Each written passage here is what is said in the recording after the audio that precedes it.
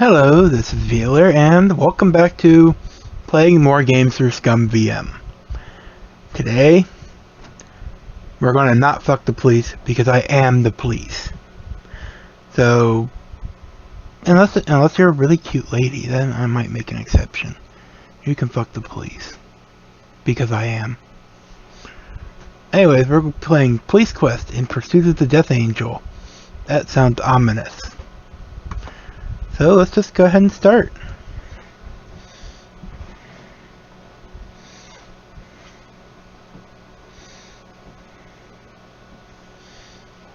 Yeah, this is a message I never saw before I played this. Because most of the games have a fan-made patch going with them. And yeah, things go crazy if they are not patched. So yeah, you really want this patch. And the funny thing is, I've done nothing to this game. The fan patch was used by the people who released this on Steam.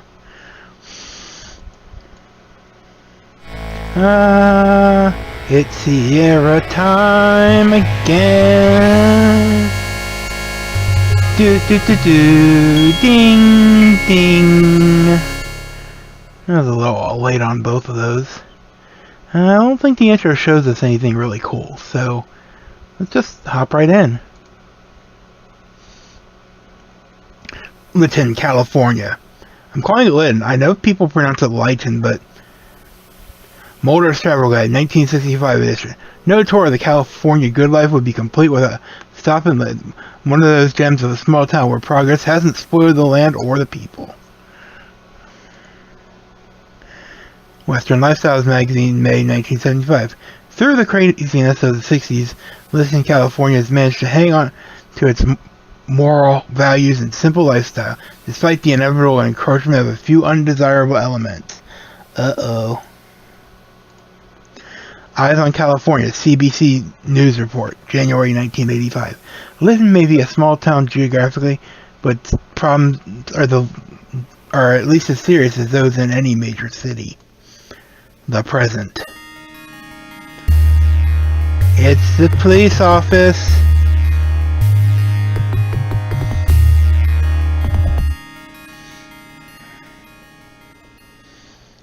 And we are arriving at work. Because we are Officer Sonny Bonds. It's you, Officer Sonny Bonds, proud member of the Lytton Police Department. And yes, this game does a lot of things. I don't know how procedural is, but this game was written and developed by a former cop. So I'm just going to assume that, yeah, it's everything. He says this is actually based on a true story. But we gotta get ready for the day. We have to be blue clothes. I gotta be in uniform. No street clothes. As you start to enter your combination, you realize with panic that you completely forgotten the locker combination. Damn, this happens every time. And you remember reading your combination somewhere recently. That's it, you saw it in the Gazette. Your combination is the same as the final score in the Gruner South final playoff game. This is copy protection. Luckily I have this number memorized because I just played it. 269. And you're going to be using that a lot. So we don't want to change straight into your uniform because policy dictates that we must take a shower before and after every shift. So grab a towel, go into the shower. Take a longer time than it really should.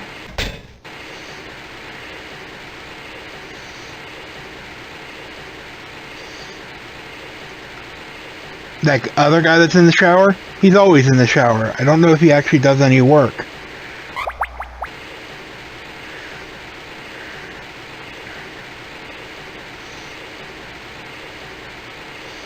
Anyways, now that we're done with the shower... Yeah, see, every time we have to go through this. And that's not the only copy protection in the game either. So let's put on our uniform. He puts the towel back. Gotta grab our steak. our ticket book, and those are our personal car keys. We don't need those. Now we have to get the briefing. Because briefing.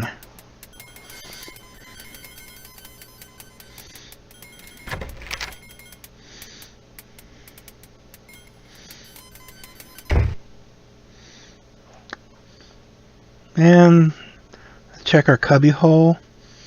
Okay, which one was it? Handwritten note says, Sonny, how about 11:98 at Carol's later in the shift? Steve. Discarded note, smiling. You always look forward to chatting with Steve. I believe that means a coffee break.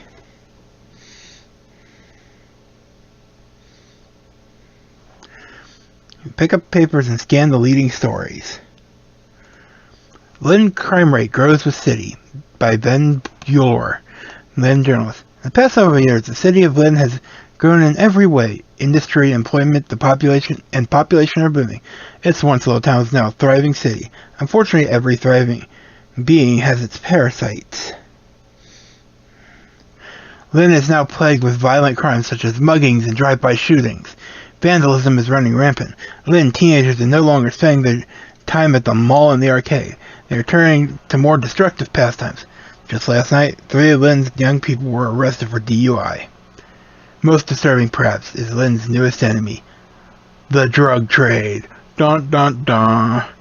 The problem no longer consists of kids buying marijuana from each other in the park. The amount of drug-related violence has almost doubled in the past 5 years. There have been recent rumors about a ruthless drug lord known as the Death Angel. See crime, page 8.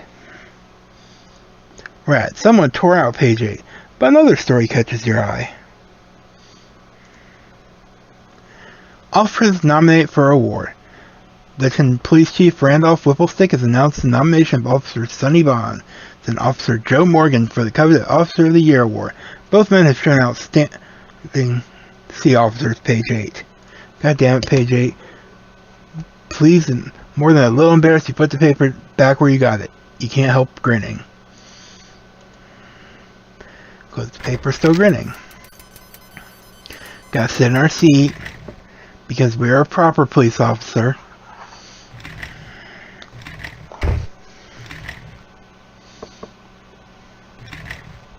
I don't know if it happens in this game, but you can actually be late to the briefing in the original version of this.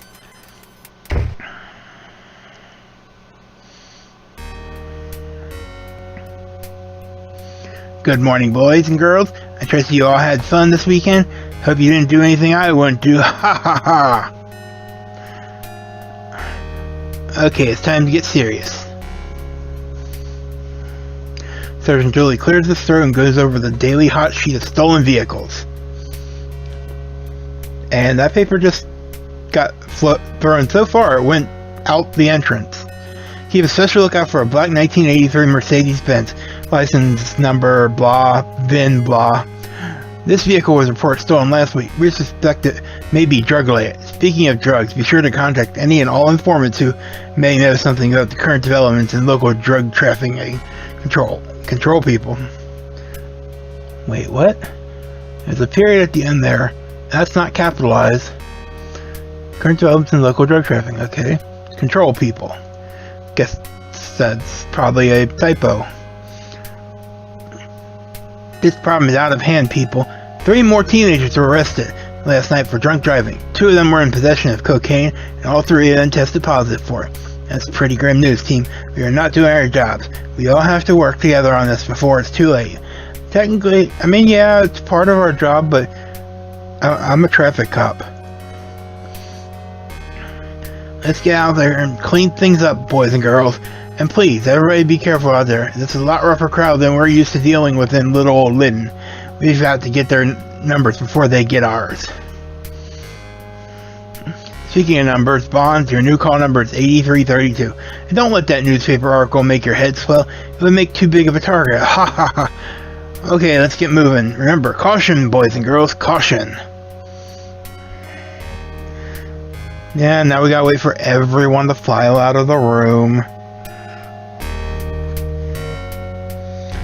because people are slow.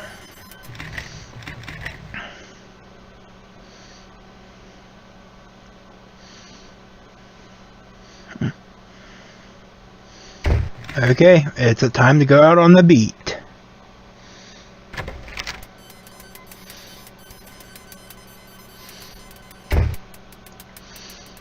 And we should take a radio and keys.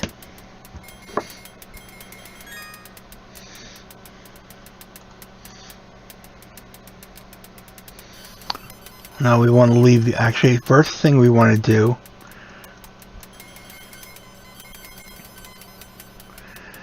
remember, so it's called transfer request forms item blah. Let's look on the board here.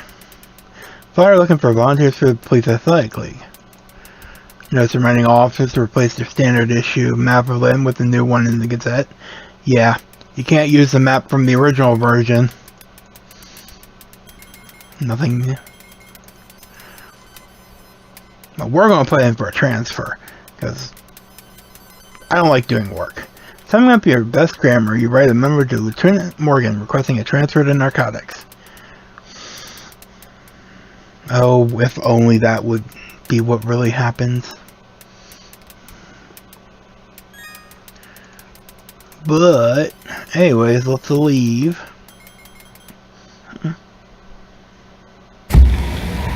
Okay. This was an annoying part of the first game. It's a lot, or of the original version, but it's a lot better in this version. We need to walk all around the car.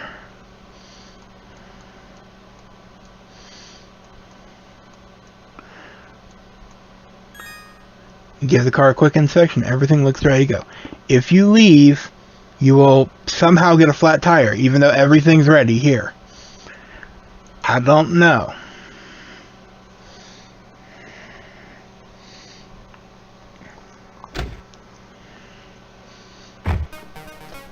Okay, this is our driving map. You all don't have to worry about this navigating. Ooh, I really need to turn that music down. Blah, blah, blah. We know how to drive.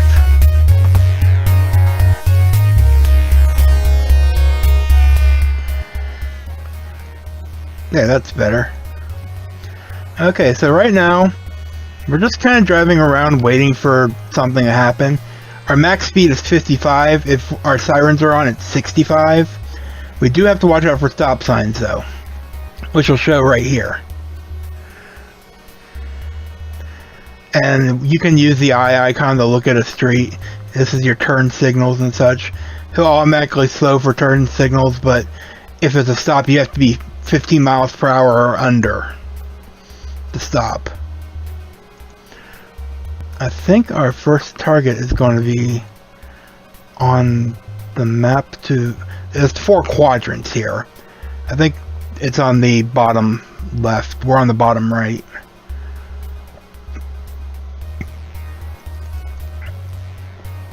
And there's... I think this is the one with the big annoying building in it.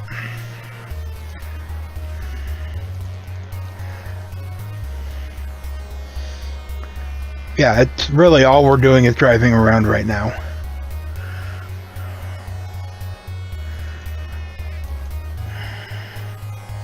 Yeah, let's turn, because I think there's a building right here that takes up, like, from here to here.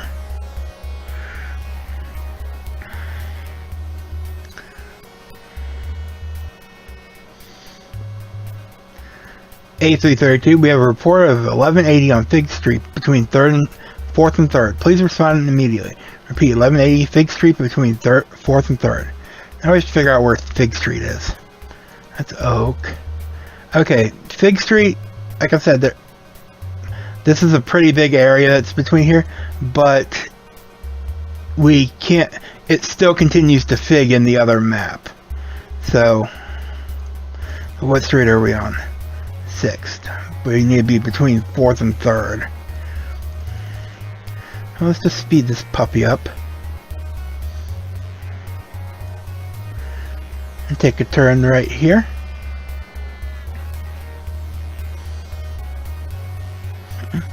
I will note I am very bad at stop signs because I'm be looking at something else. Yeah, we need to go to where this McDonald's is.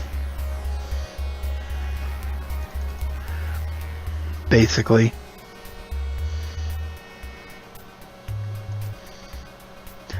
And you may have seen how we exited the police station.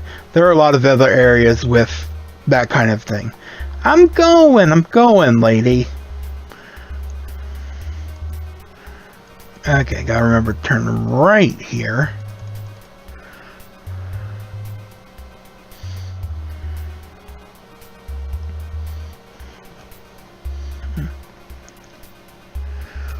And we should pretty much stop right here.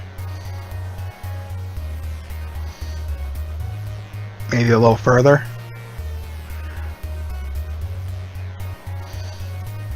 There we go.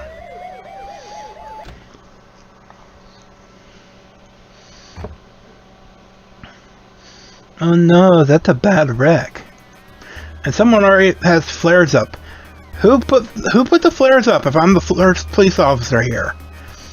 Light pole 1, vehicle 0. Many systems in the car which had previously been hidden from sight are now exposed and bleeding their own particular brand of vital fluid. Very nice. Okay. I'm going to warn you. I'm going to look at something. It may disturb you if you do not like gross images. So, look away until I tell you it's safe.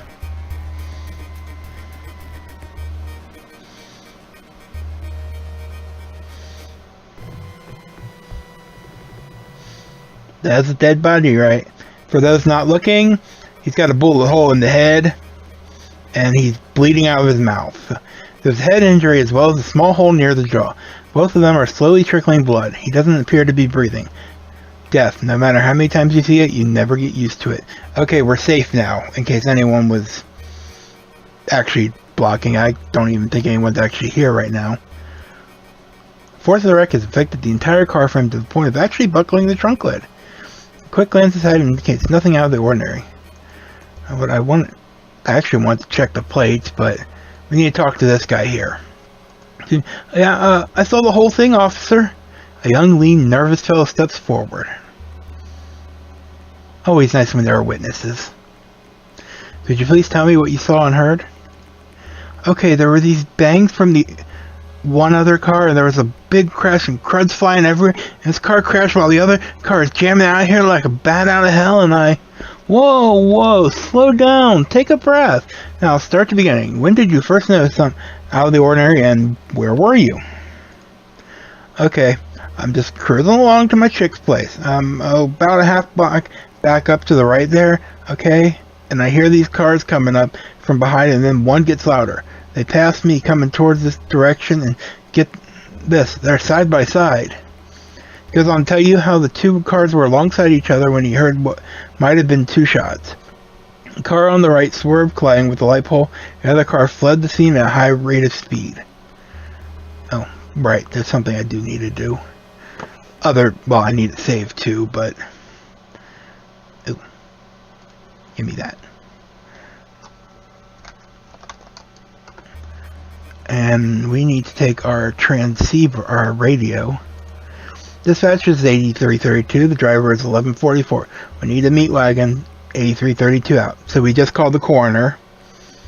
Sergeant Dooley is in the room. Will be in charge once he arrives. Dispatch. Okay, Sergeant Dooley's coming too.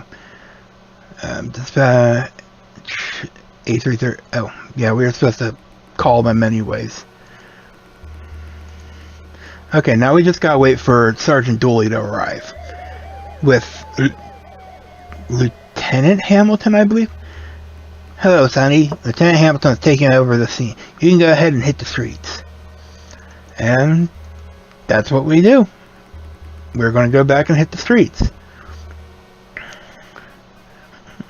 And we're looking for a certain event to happen that can happen anywhere on any of these quadrants.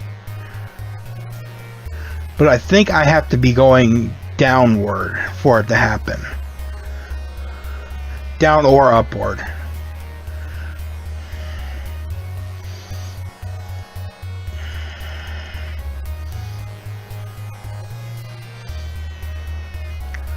and you'll see that if this starts slowing down, the event's going to happen. Oh, stop. 15. That's good.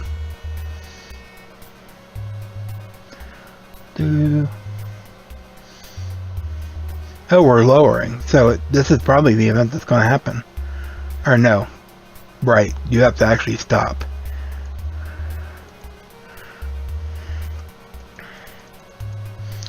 And you can't raise it. A3, you've been requested a detour for Caffeine Carols for... Oh, I have to go to Caffeine Carols right now. Which means I need to go to the quadrant over this way.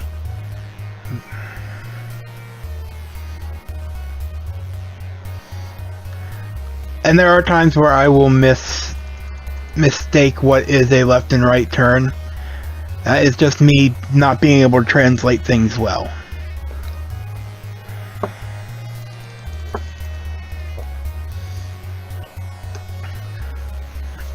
In the original game, this map was A, included in the copy protection. B, had traffic lights instead of stop signs. But you had to do, and you had to control the car with your cursor. I should not say cursor. I should actually say that you control it with the directional buttons on your keyboard. And there were other cars out on the road. You could hit them. You could easily swerve into another car, or even one of these like blocks. And it was horrible. I need to go left.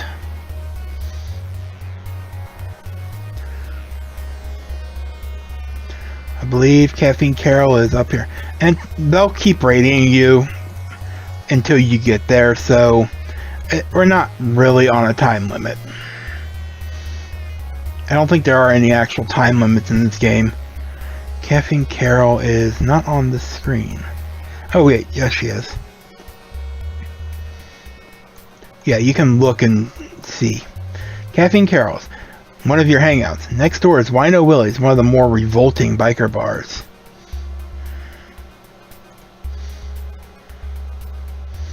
I'm going! Leave me alone, dispatch. Now, we want to put on our left turn signal here so that we can hit the drive. It'll tell you when the driveway is coming up.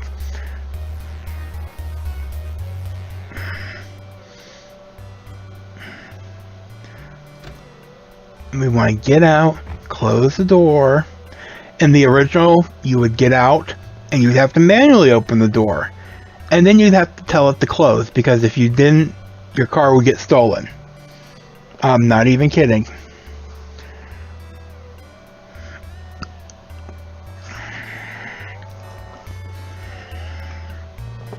If anyone wonders why I play the remakes over the originals, it's because of shit like the driving in the original Police Quest 1 that I'm just like, no.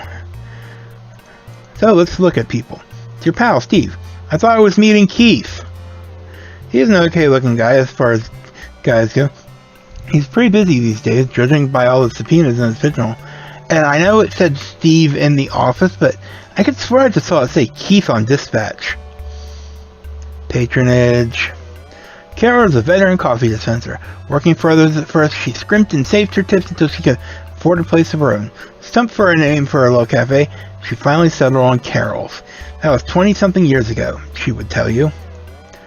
40-something would probably be more accurate, however. So let's take a seat.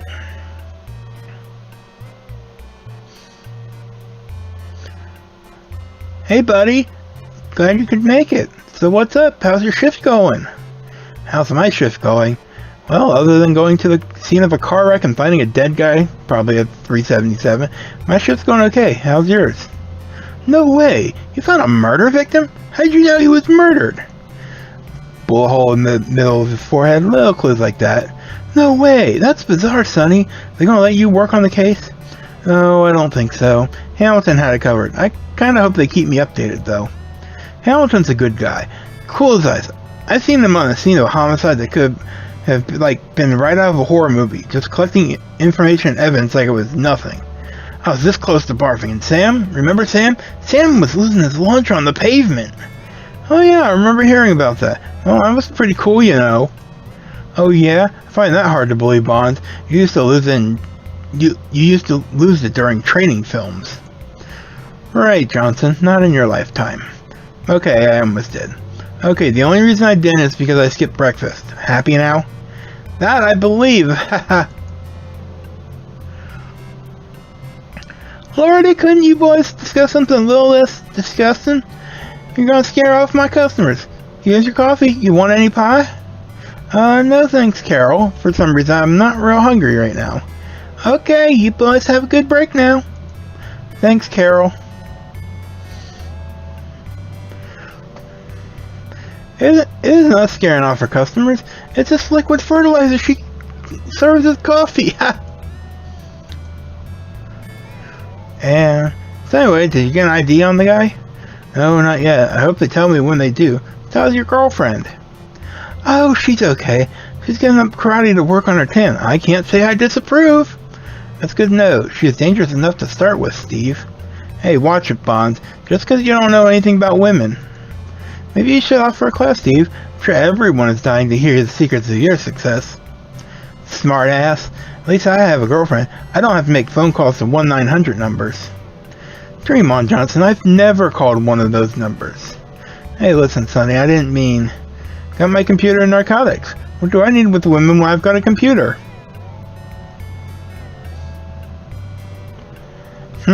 What do I have to say about that? Considering this game was released in the early 90s. I always wondered why the light was on in narcotics office after hours. Okay, well, we're playing Truth or Dare. Admit it. You're the gremlin, right? Nope. So, we'll see some events from the gremlin every so often. But we won't find out who it is in this game. Sonny, you got a phone call over here. Thanks, Carol. I'll be right back, Steve.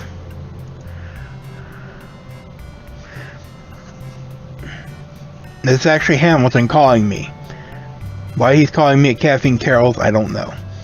Hello, this is Officer Sonny Bonds. Officer Bonds, this is Lieutenant Hamilton. I have an ID on that 1144. He's a low-level drug dealer named Lonnie West. Just as we suspected, he was killed by a bullet to the brain. I thought you'd be interested to find out. If you hear anything that might be pertinent, let me know immediately. Yes, sir, I will. And thank you, Lieutenant Hamilton. I would appreciate you passing that info along. You're welcome, Bonds. Fine work this afternoon, by the way. Remember, keep your eyes open. Goodbye. Goodbye, sir. Wait, what? I think that was supposed to be Sonny.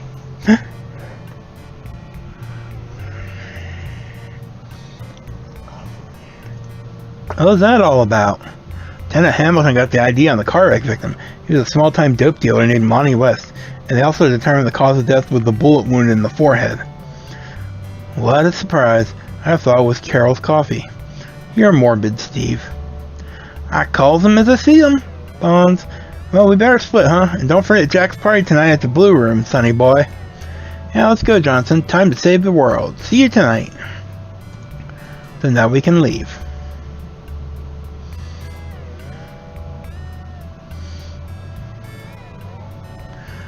And once I get into my car, well, yeah. Now we go start looking for the traffic violations.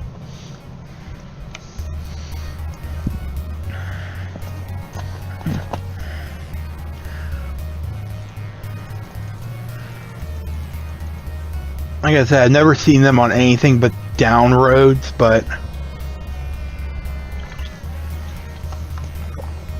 not really saying that that's the only time they ever happen. And we can wait a little bit on the slowing down part.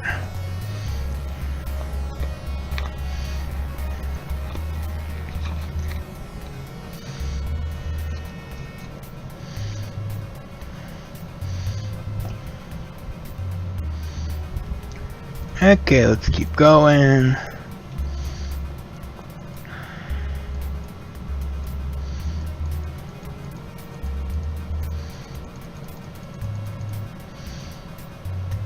And if you see the miles per hour decrease, that's when the event happens.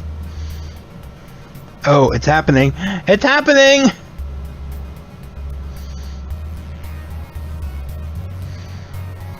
You barely stop in time to see an incredible honey blonde blow through the intersection at warp 9.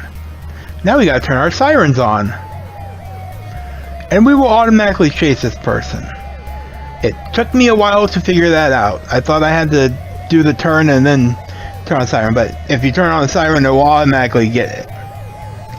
With a flush of anticipation and an impending sense that your shyness is going to ruin a potentially mind-altering encounter, you pull over the speeding woman.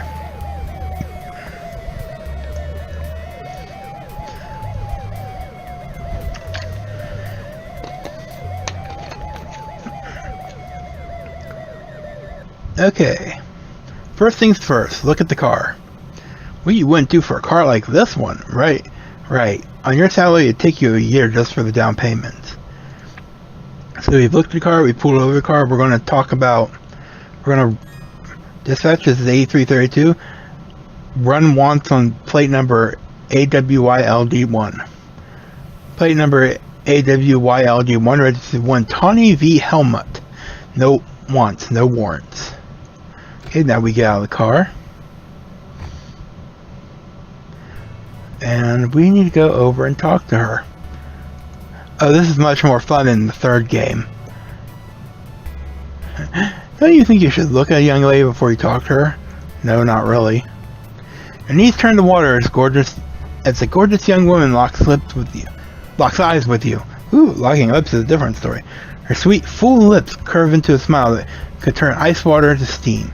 She lowers her eyelids and whispers, "Good day, officer. Have I done something wrong?" You open your mouth and discover your throat has gone dry.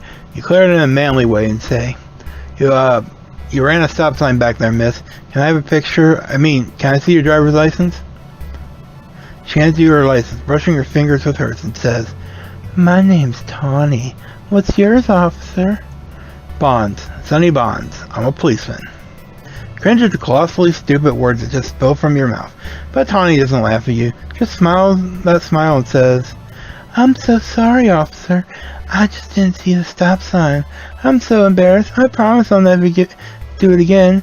Please don't give me a ticket." And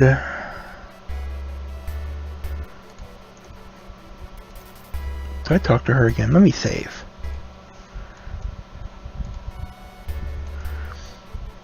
"Please, Officer Bonds, I can't afford a ticket. I'll be lucky if I can make the rent this month. I can get a beautiful class T-bird. You seriously doubt if that's true." Tawny is batting her eyes at you. She bites her lip and says, "Please, I'll never do it again. I promise." As you look at that beautiful mouth, you freeze up like a jack-eyed deer. Tawny apparently takes your stunned puma expression for stunning cop determination. She looks straight into your eyes and says, "Please, Officer Sonny, I'll do anything if you'll let me go. Anything." She looks at you meaningfully. Your vitals turn to jello. I think we're supposed to call in. Apparently this guy says better memory there. Okay. There's a way to find out that she actually has already 2 tickets out there. Unless I'm thinking, no, I'm thinking of the other driver, never mind. But we need to take our pen, write a little ticket. Mustering all your willpower straight out your ticket book, you shakily make out a ticket. Now that we've made out that ticket, are you going to give Tawny a ticket or just a warning? You can choose either one. You won't die if you choose wrong, but it does kind of bring up something silly later. If you give her a warning, she'll give you a phone number. When you have access to a phone, it will call the commissioner's wife. So, but if we give her a ticket, ooh, watch this, it's going to be good.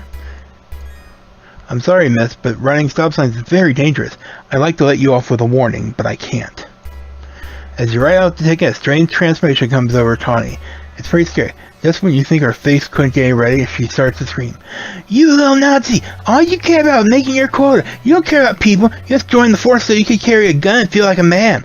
You're a worthless little sack of brass bones. Get your butt out of my sight, Officer Scummy Bonds. If you think I'm going to pay a red cent of this ticket, you're dead wrong. What's your badge number? I'm going to report you for harassment. They're going to hang your butt out dry. By the time I'm through with you, you won't be able to get a job as a rent-a-cop at a trailer park. Go on, be it. You stupid piece of white trash. Get out of my sight. Have a nice day, miss. Shove it, pig. That's right. Go on back to your sty, pig. Go roll around in the mud with your good old boy pals. Ooh, that hurt my throat. Pardon me while I take a drink. Guess the job goodbye, pig. Oink, oink, oink. Time like these that make you wonder why you bother. You're doing your job. You're trying to discourage reckless driving. Sometimes it seems it'd be a lot easier to let these people kill themselves off. I agree, Sonny. We should do that.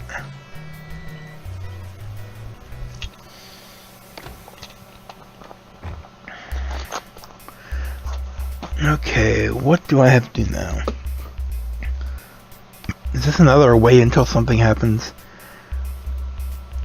Can't remember if something actually happened between here and... Oh, stop. Stop!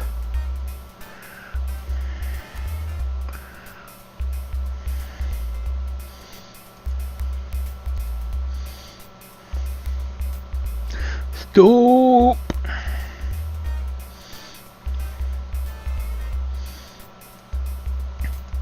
It's not like you're waiting to see if anything changes or anything. It's just go.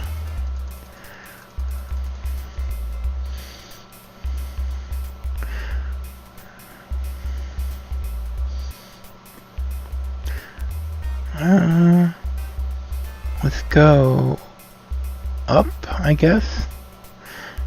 Oh, I know. A332, we have a complaint at Caffeine Carol's, Oak Street, between 6th and 7th. Please investigate. So we need to go back to Caffeine Carol's.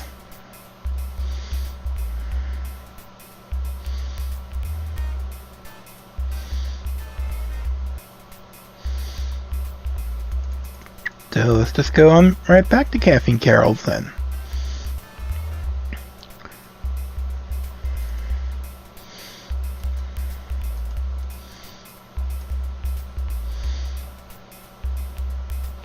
I actually like the death screen on this if you don't stop. It just comes up, you die, and then it goes to the, just resets it for some reason. I don't know. I just found that odd. Actually, I find it kind of funny. Maybe I should save in case we find one.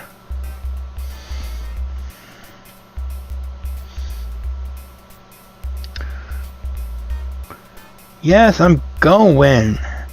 I'm halfway across town, woman. Man, I don't know what you are.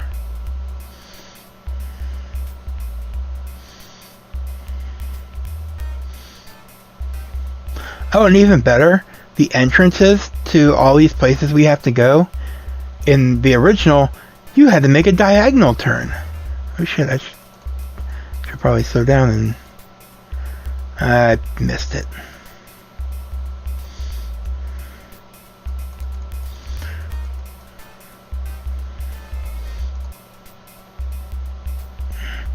I guess we'll just have to go around. Did I not hit the turn signal there? Sometimes it likes to reset. I don't know why.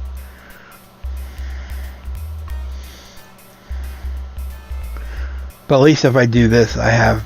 Shut up! Ooh, stop sign. Let's see what happens.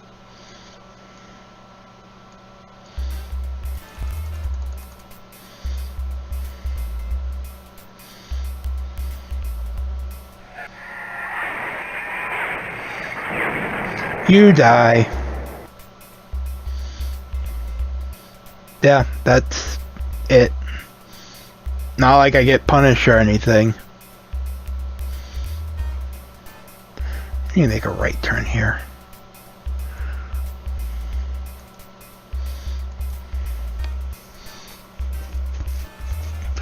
But as I was saying, going from this way, I can go up and actually have a little bit longer time to get to her entrance.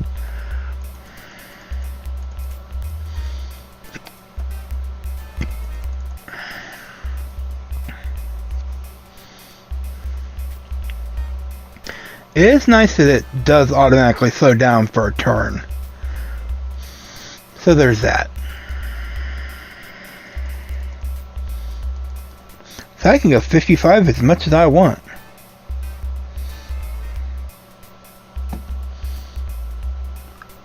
I'm not sure if I should be turning my sirens on for this though. One benefit of the sirens is that you can run stop signs. Kind of like in real life.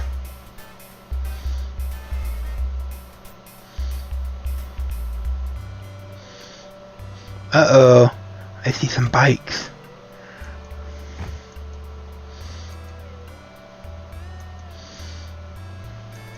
Let's look at them. These aren't your weekend rider type bikes. If anything, they're bad news. Hey, don't judge a bike.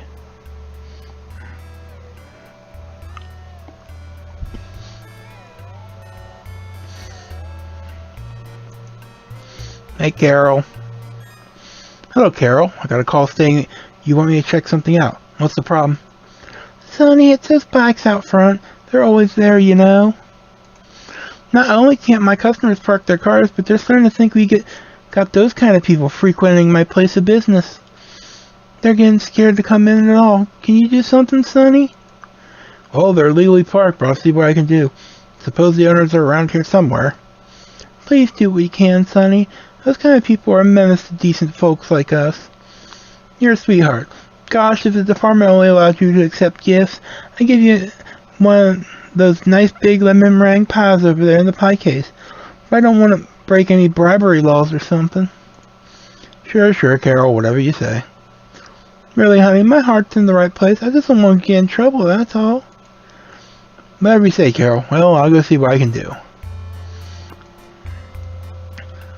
So, we need to go to Wino Willie's.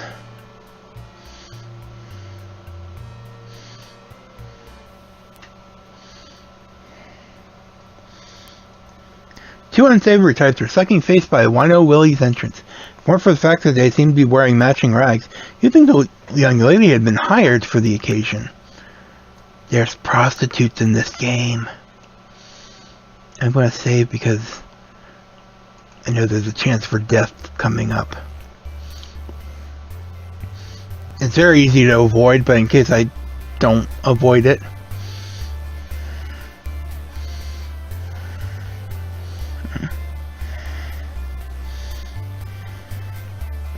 Please move your motorcycles. You're interfering with the business next door. Well, if it ain't Little Boy Blue. Hey, Little Boy Blue. How'd you like me to help you swallow your tongue? And you'd really be blue. Ha ha. Come to Papa, Piggy. Ooh, let's got the little piggy. We need to bring out our bar. I'll make you eat that, pig.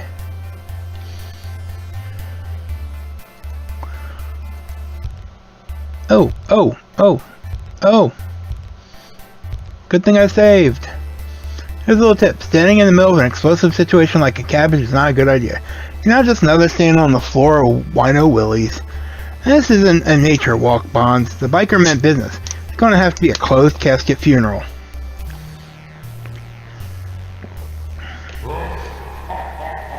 A police officer has to act quickly and decisively, Bonds. His life depends on it, as you can plainly see. Yes, this is a death screen. I do not like that skull. It creeps me the hell out.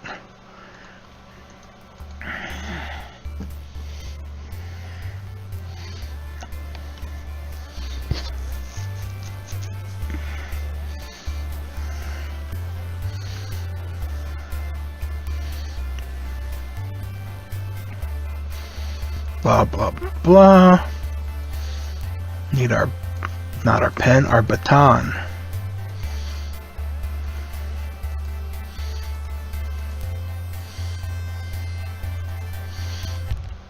Why isn't it clicking on him?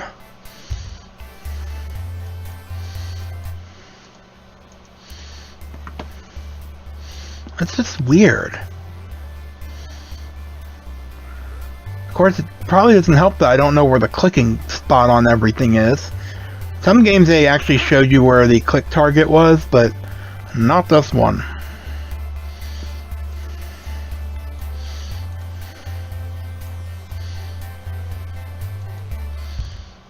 Oh. Oh man, ow. Hey man, we'll move the bikes, okay? We'll just do that now, okay? We're leaving. We're on our way out. Oh man, I'm gonna puke. Wow, is that all it takes? Let's look at... This woman looks pretty and... dressed for work. Sweet treats Marie Wilkins. Despite the pounds of makeup and cheap costume jewelry, Marie's smile is so warm you feel yourself starting to squirm. You always had a crush on her in high school. Well, now you can pay for her. Because she's a prostitute. Well, Marie, what's new on the street? You immediately regret phrasing your question in that particular manner. Marie doesn't seem offended, however. Tell you what, Sonny. I heard rumors about some new drug lord coming in and taking over everybody's actions. The word is that he's really bad. A vicious dude, you know? But I'm not sure I buy into that. What do you mean, Marie? Well, I met this guy who claimed to be him. The Death Angel, I mean. His name was Kaufman or Hoffman or something. He was one weird dude, but he treated me okay. So anyways, we partied. He told me all kinds of wild stuff about how he was going to rule this town. Did you notice anything unusual about him? Did he mention any names? Marie sighs wistfully. All business, ain't you, honey? This Kaufman dude was a real sharp dresser. One thing I noticed about him, he had a tattoo of a little red rose over his left nipple. It was kind of cute, actually. Most of the stuff he said was just BS. You guys will say anything to impress a girl, won't you? Marie laughs and smiles at you. Never mind, Sonny. Anyway, the only name he mentioned was some dude named Baines. First name was... Josh? No, Jesse. That's right, Jesse. He didn't say much about him either. It was like as soon as he realized he said the name, he shut up. Oh, that's out the long and short of it, baby. Marie winks at you. Listen, Marie, you've been a big help. Let me give you a tip. We're going to be starting a sweep of local, ladies of the evening. It's called Operation Trick Trap. The streets are going to be crawling with cops. You better lay low for a few days. Hate to see you behind bars. Sonny, how sweet.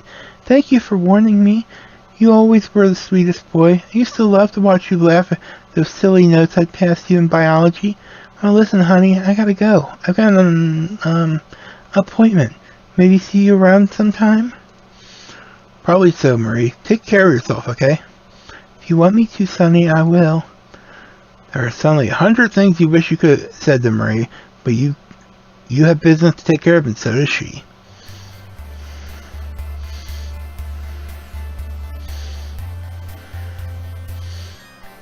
If you couldn't tell, she's going to be an important character in this series. Yes, series, not just this game.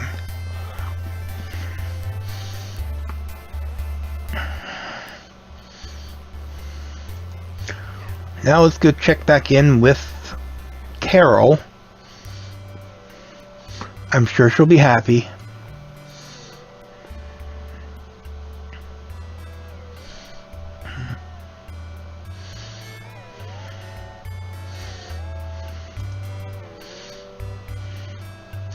I don't think you'll have a problem with those motorcycles anymore, Carol. It's just to them to find another place to park. Oh, Sonny, that's my brave boy. Did you beat him up? Did you have to get rough with him? No rubber hose or anything, Carol. Honest. No, they were very agreeable. Well, you're an angel. Just for that, I'll give you 10% off your next piece of pie. Thanks, Carol. Not necessary. Oh, you deserve it. Well, I ain't gonna make a living standing John all day. Thanks again, Sonny. You bet. So now we can leave.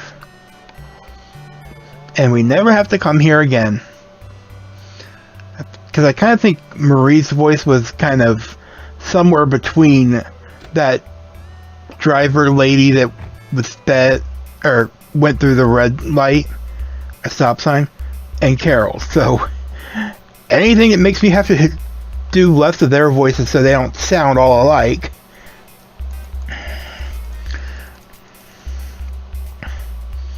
Okay, we're back out on the beat.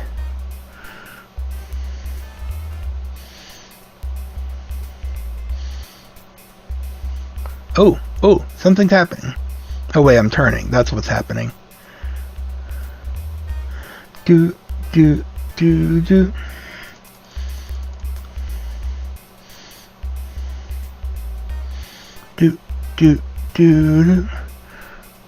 It stops.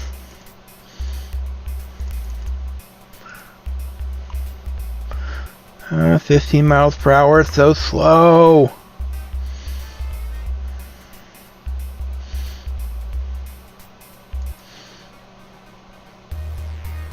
Hey, at least the music got cooler.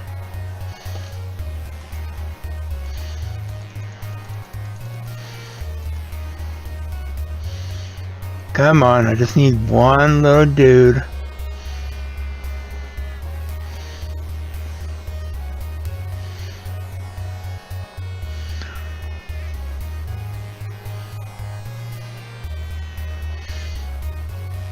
And really, he should show not long from now. I almost got excited again, but then I saw that I remembered I was making the turn. It's so stupid sometimes. Come on.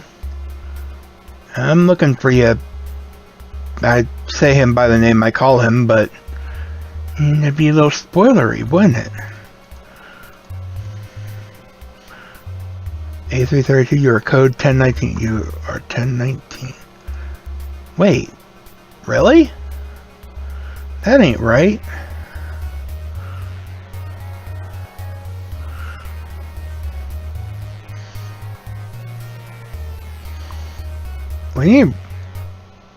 Oh no, I didn't save back then.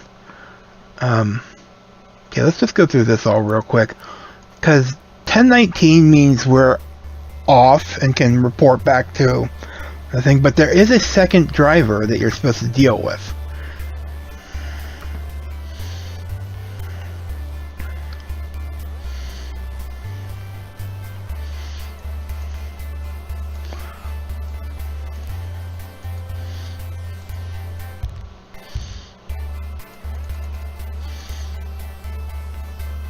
And once I go to get back in the car, I'll do the thing.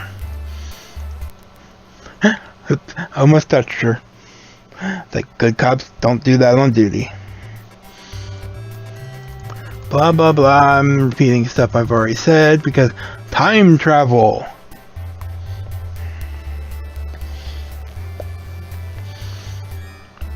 It's basically what saves are. Isn't that kind of what Undertale said they were? I hate Undertale. Not that I hate Undertale, it's a great game. The fan base ruined it for me.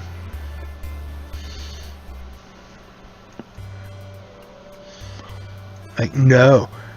You kill one enemy and show it, and they're like, no, you played this game wrong. Yeah, I can't stand watching you anymore. Unsubscribe. Not that I have any whatever with that experience. But I've known some people who have had that happen to them.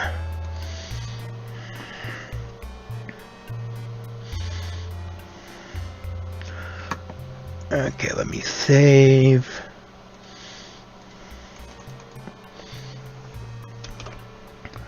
And I'll try to go a different route this time. Because I think I need to be on either the... I think I need to be on one of the left quadrants.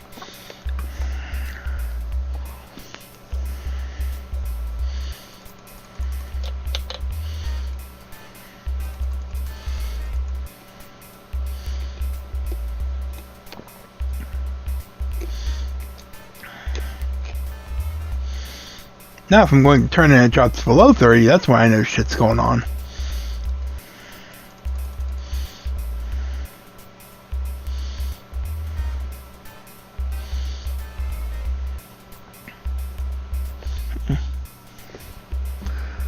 I don't know why I didn't pull that second car up at time, and that bothers me. I wonder if it's timed or something.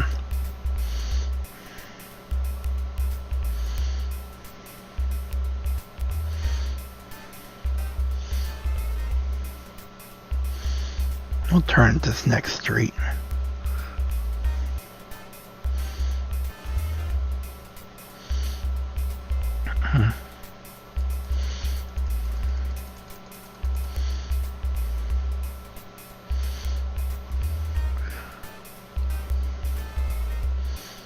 Ooh, slow down, must be happening. It's happening! You slam on your brakes, barely in time to avoid mashing into the side of a car that appears to be operated by a very DUI driver, traveling about 50 miles down heavily populated city streets. And while he catches up, I'm going to look up something because, yeah, I need some more copy protection dealt with. With caution so as to not panic the obviously intoxicated motorist, you slowly edge him to the curb.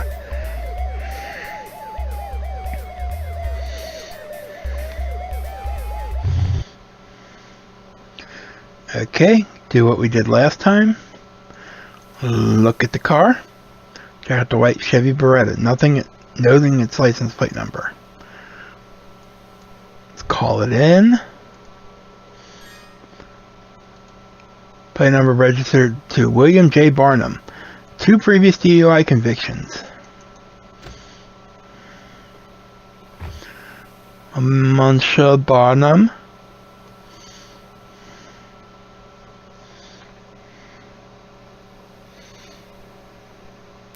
Shouldn't you look at a gentleman first? No.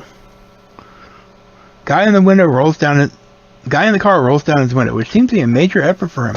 He looks up at you, trying to hold his head steady. You always find some amusement and disgust in the way hopelessly drunk people try so hard to look straight and nonchalant. I didn't do nothing wrong, chauffeur. But I'm a respectable man. May I see your license, please? My license? Sure, let's see. No, that's my gun club card. Here we go. Oh wait, that's my library card. Okay, here it is. Okay, what do I do here? It's radio. Talk to them 3 times. You decide this guy is about 7 sheets to the wind. The field sobriety test is in order. Please step out of the car, Mr. Barnum. You got it, Officer Pup. Watch your shoesies, I'm feeling a little sick. Haha.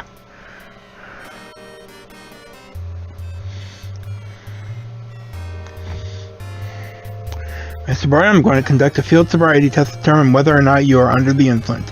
I'd like you to stand on the line and walk head towards me heel to toe. As you can see, he doesn't do it very well.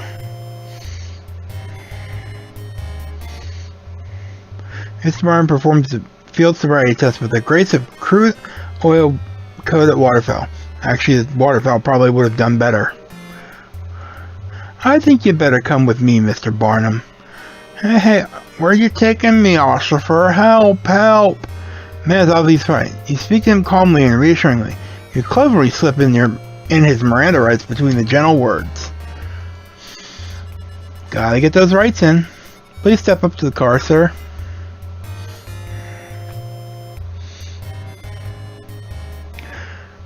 Hey, Officer, you don't need to cuff me. I'll be good, I swear. Alright.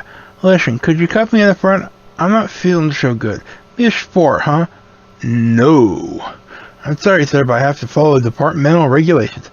Oh, shoot, Officer, you're no fun. Come on, Mr. Barnum, let's get in the car.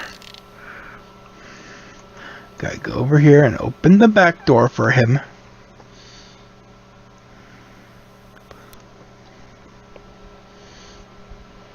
You open the door for Mr. Barnum, who gets in shakily.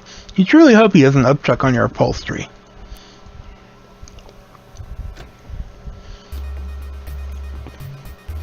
So now we need to go to jail.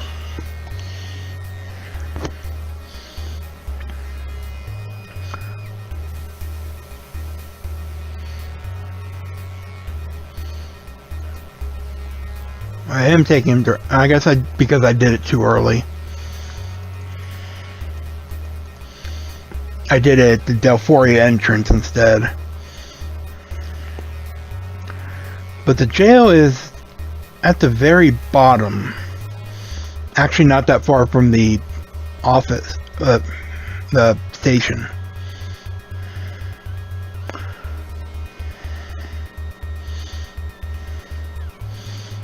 So we have that going for us.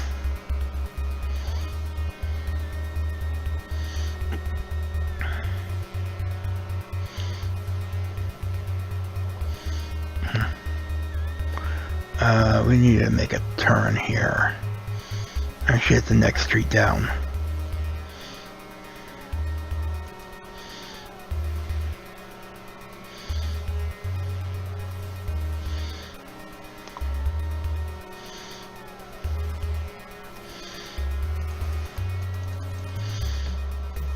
Seems it's only going horizontal that you get the stop signs.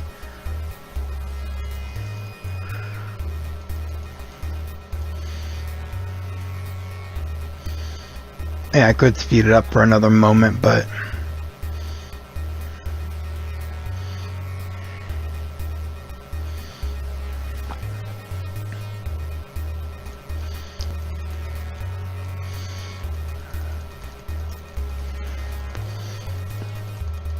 I think I can just go straight here.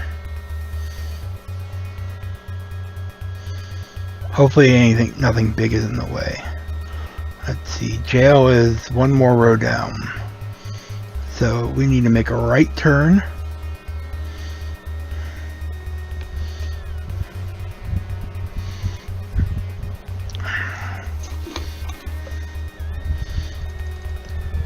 A left turn.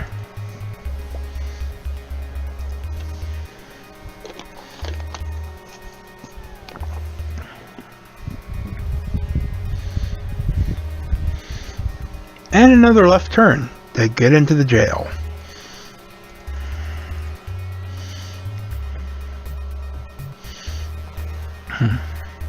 Okay, time to show another of the, well, that was stupid deaths that you wouldn't know if you weren't a police officer or read the manual. Or just kind of took a hint from what this screen shows. Okay, buddy, out of the car. You're home now. Okay, officer, I can do. No problem, no. Always willing to Cooper, do whatever you say. Please stand over by the door. Sure thing, officer. No problem, no. Just want to corporate do what you just said. So let's save.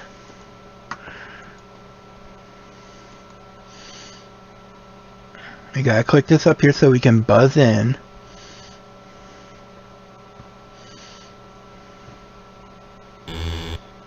You press the entry buzzer, alerting the guard inside that you wish to enter. Goodbye, your new room is waiting. Go on inside. Oh, nice nap.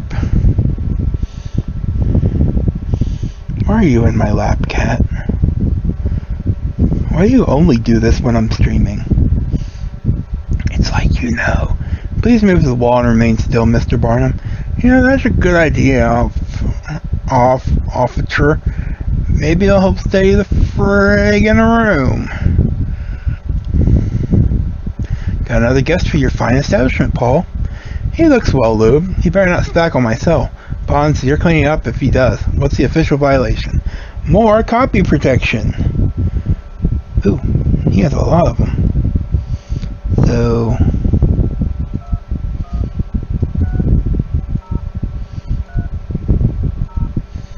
driving under the influence of intoxicants just goes to show you any crap for brains can get a driver's license. Actually, I'm just going to enter the one and I'm going to, because we're going to die here. If we don't, well, I can always go back. But I'm pretty sure we're going to die.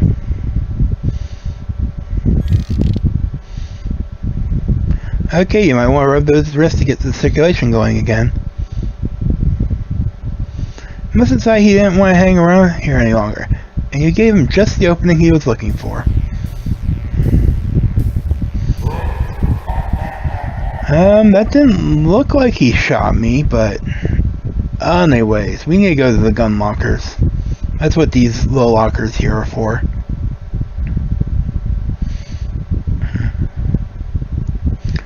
Take the only one with the key.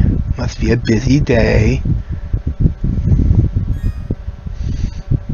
Then we can buzz in, and we won't die.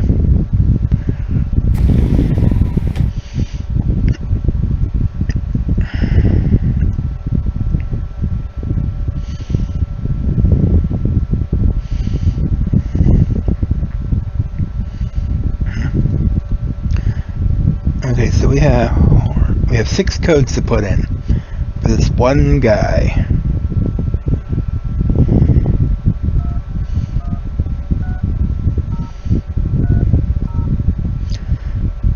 Let's see.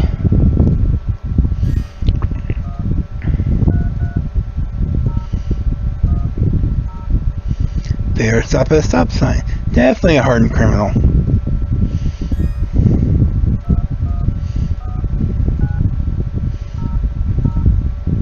The other stop at a red light. What's the matter, Bond? So you drive past your girlfriend's house without paying? Just kidding, sonny old pal. 26504. Seeing the maximum speed limit. Another speed freak. 29211.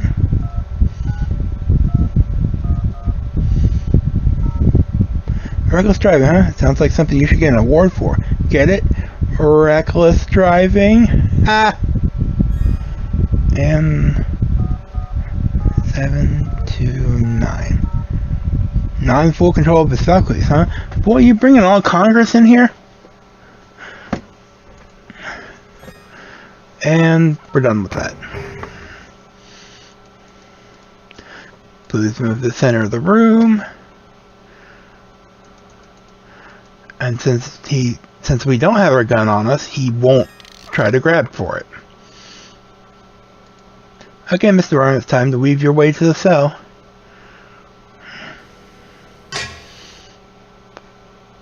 Now we can go out.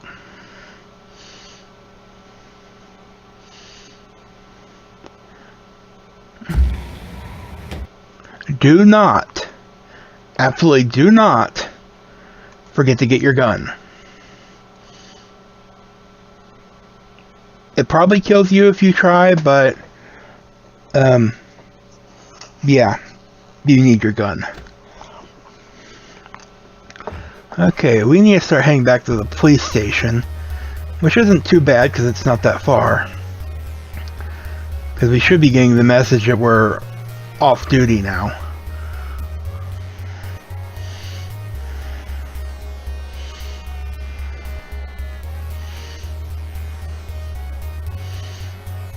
That's what everyone wants to hear. You're off duty.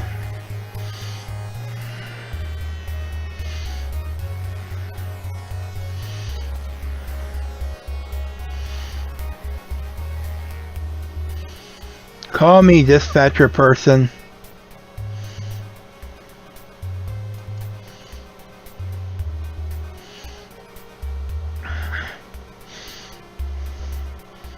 Preferably before I get back.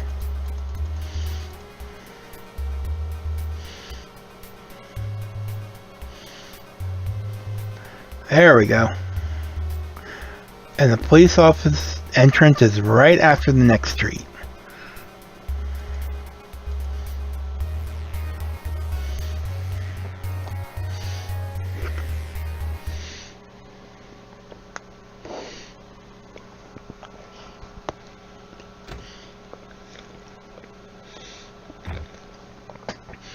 Sorry, I had some food that I wanted to nom on.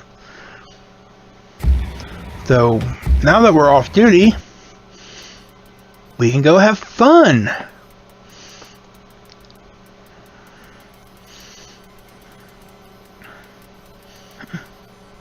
Uh-oh.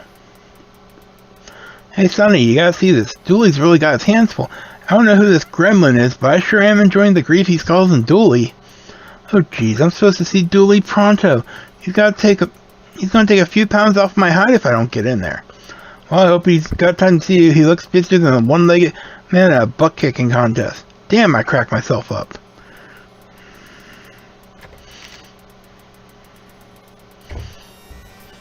Not that song. Anything but that song. A chicken! A chicken! Someone left a damn chicken on my desk. It's not funny. What kind of person thinks it's funny? Damn that gremlin! Bonds, do you think this is funny? Do you? You better not have done this, Bonds. I'll have your head on a platter if you did. Do you understand me? Better not be you, Bonds. So help me, I'll make the gremlin wish he were never born. I'll have his badge, and I won't... Oh, no! No!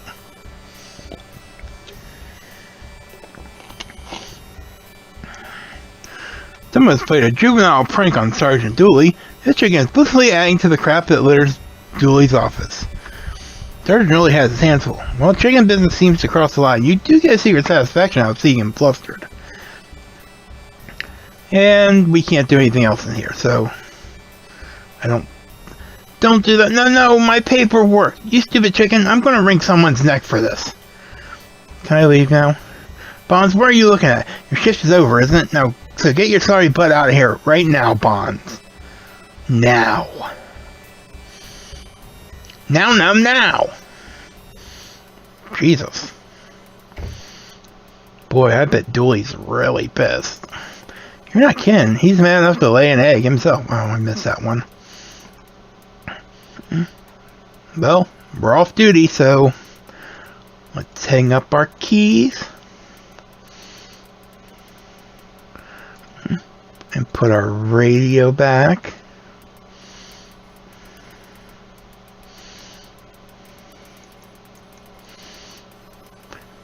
Go change. But before we change, what do we have to do before and after every shift? Shower.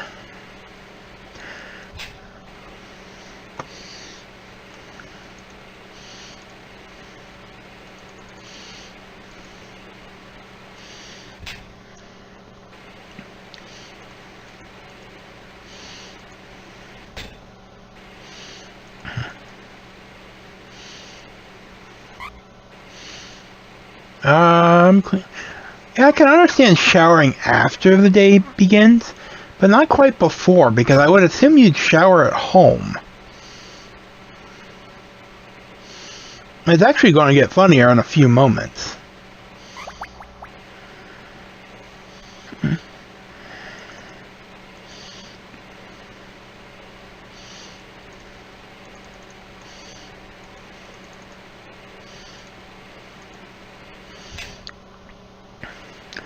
Get our cashies, grab the street clothes and slide it on. Ah, much better. Place the towel back in the locker and hope it doesn't grow mildew. Yuck, we want our key too.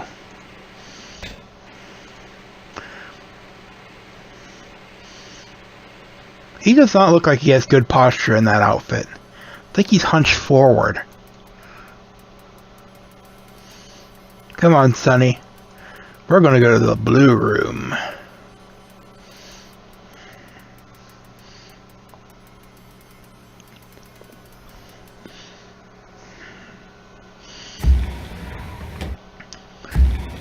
We're going to take our lovely, lovely sports car.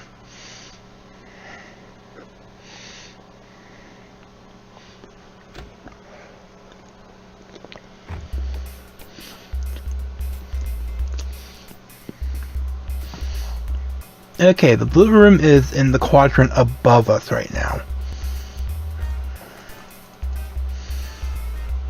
We can still go 55 in here, but we don't have a siren, so...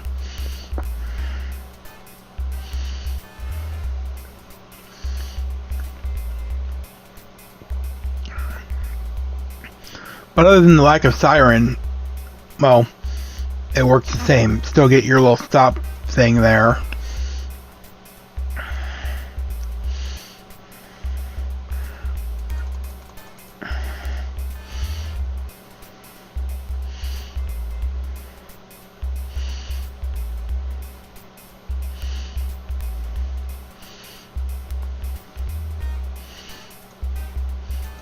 That's the blue room, isn't it? Shit, I should have turned.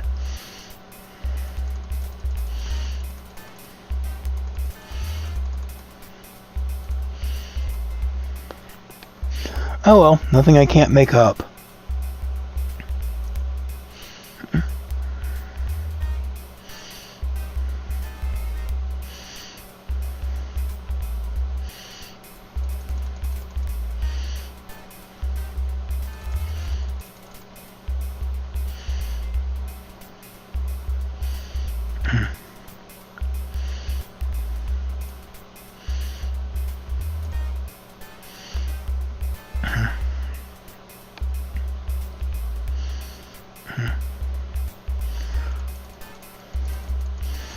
I want to turn left.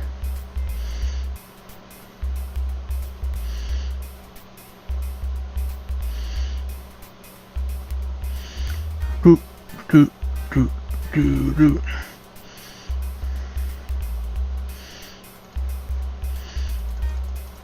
And another left to get into the blue room entrance.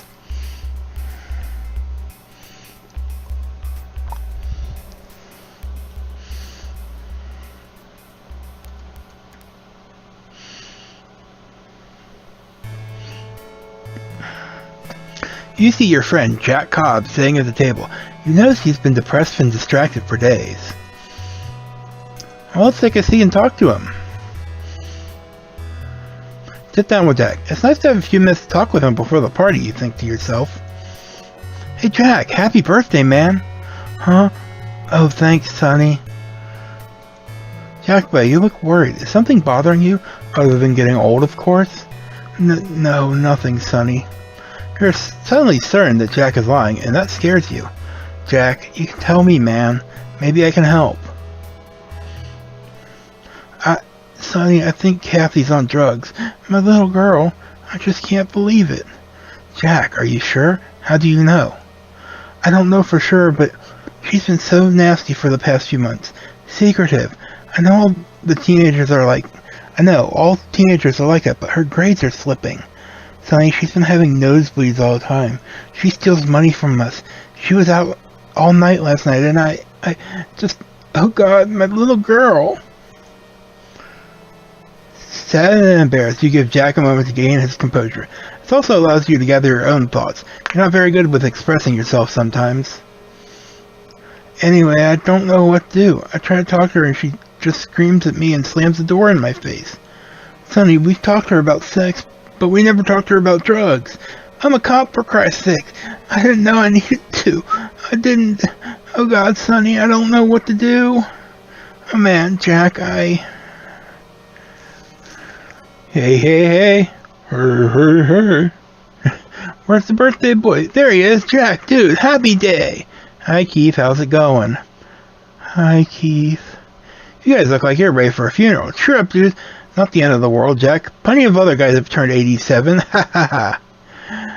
We'll get to know more about Keith in the next game. You talk, Keith. My boy, I think you popping your dentures in the locker room when nobody's looking. Not me, dude. I'm a stud among muffins. You, on the other hand, are a little girly cop. Watch it, Keith. If Laura heard you say that, she'd kick your butt sky high. Wow, the stone speaks. It's alive. Hey, Bobby, put on the music, quick. Get ready for... a French maid.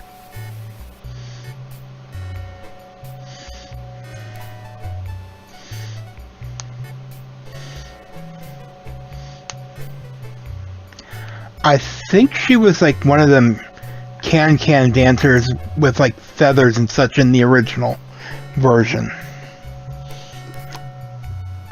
You know what I'm talking about? Maybe I should play Larry 3, because it's kind of like that.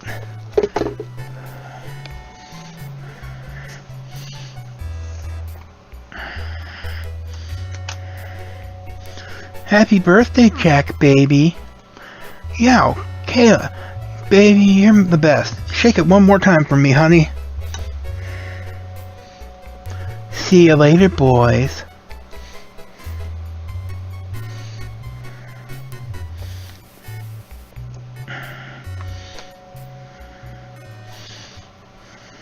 Happy birthday, Jack. Oh, Clarice, thank you. Thank you, guys. This is great. You're calling You're culinary angel, Clarice. Will you have my babies? No, honey, I have too much respect for the gene pool to do that. Ouch, you've been body slammed, Keith. What did she say? She said you were a stud among muffins, buddy. Ha ha ha, Sonny.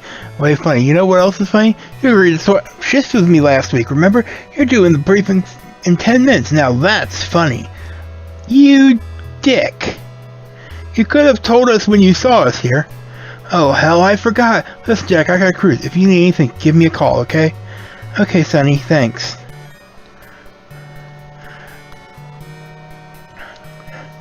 Yeah, so we're working double duty today.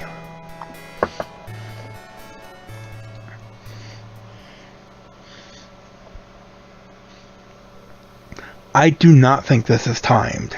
So, I think you can take your time if you're bad at driving. But why risk it? It's not even like the police office is that far away.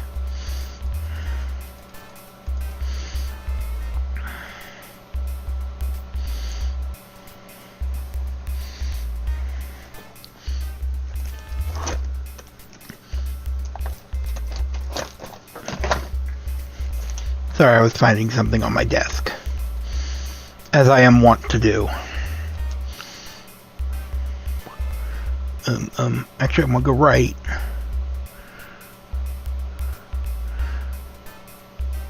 Oh, okay.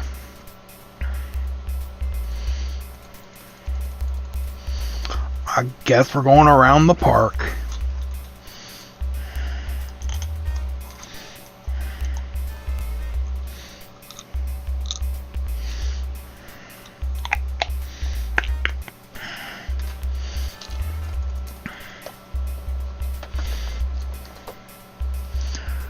We're going to want to go right here. Sorry, I know I'm talking to myself, but it does help me to think out loud sometimes. Because like I said earlier, I do have trouble remembering which way to turn sometimes. Just because the car always flips to an angle. Let's go up.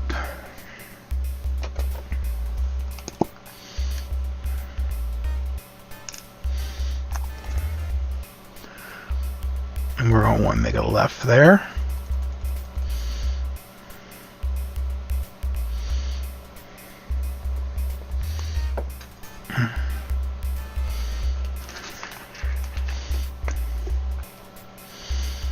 And we just got a straight away here.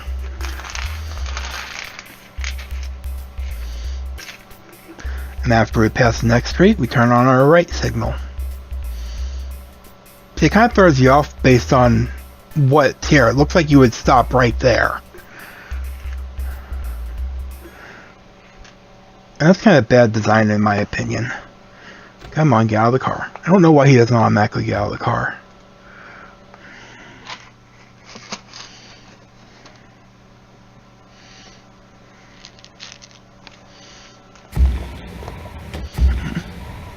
I at least like that this game doesn't yell at me for using a hand icon on the automatic doors.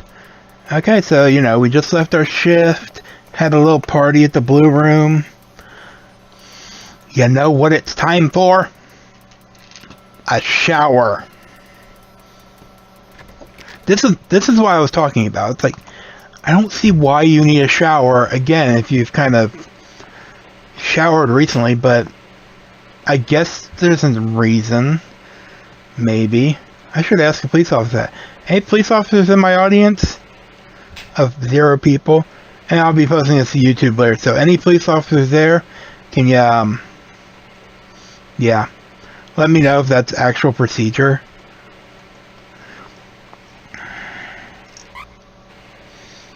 I actually kind of want to do a series of Let's Plays where I play a game with someone of that class, or of that, like, character, like Police Quest with a cop, or what else do I have in mind?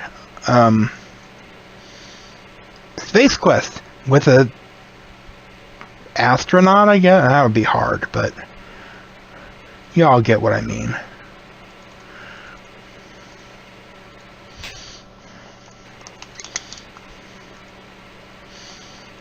I mean, I didn't even clean the uniform, so it's like I'm just putting dirty clothes back on. And I probably didn't clean them the day before either, since they were in there too. Let's grab our stuff.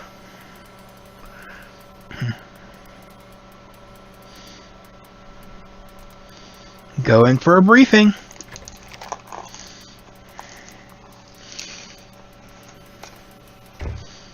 Bond, take a seat. Where do you want me to take it?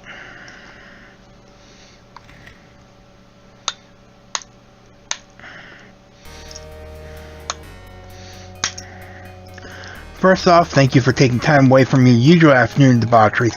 Come back to work. There's some late breaking news on that stolen Mercedes. Missing persons report was filed earlier in the day by the wife of Sir Jose Martinez. Hispanic male, 145 pounds, brown eyes, black hair. Seems that this gentleman was last seen 2 days ago, getting into a fairly late model black Benz. No one has seen or heard from him since. Wait, it gets better. Martinez has an arrest record involving the sale of narcotics. Be careful, people. This car may have been the one involved in the murder of Lonnie West. Let's get moving on this one, boys and girls, before anyone else does. Keep your heads down, your eyes open, and above all, watch your backs. Okay, let's move out. And hey, find me that Mercedes before its owner, Malcolm Washington, deep fries my ass. Let's go. I think Malcolm Washington is brought back in Police Quest 3, but I am not entirely certain. And I kind of wish I knew.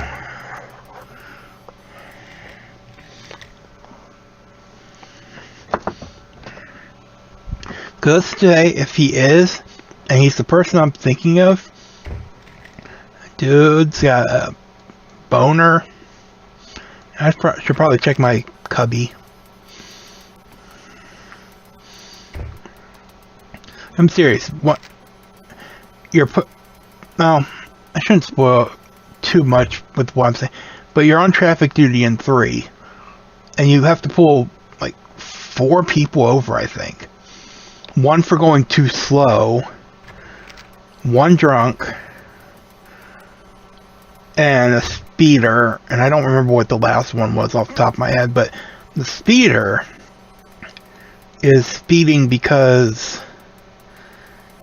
his girl is horny. I'm not kidding.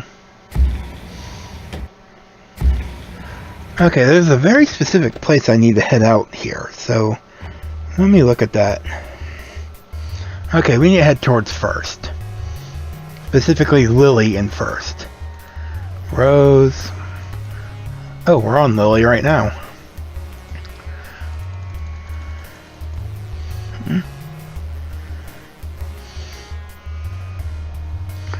Let's turn over here. Go up 2 streets, because I think that's where that block was. A double wide block.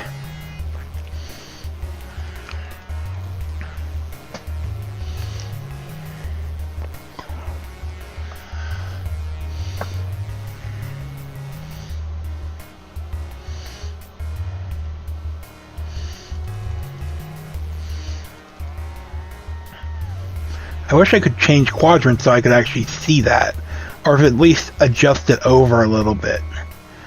A332, we have a domestic disturbance on the corner of Villa and First. Please investigate. Domestic disturbance, eh?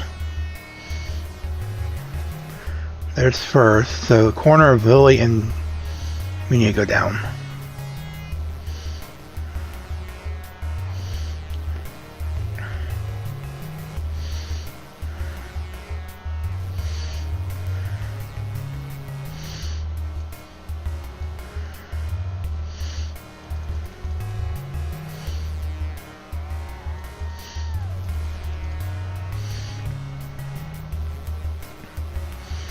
So pretty much by that church. Make a right turn.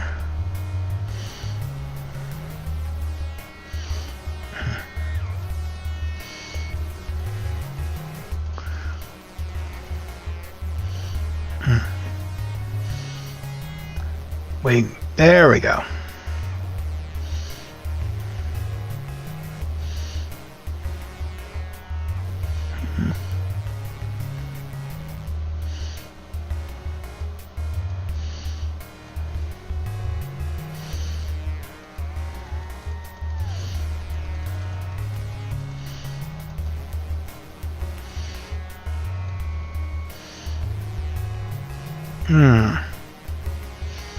Too far?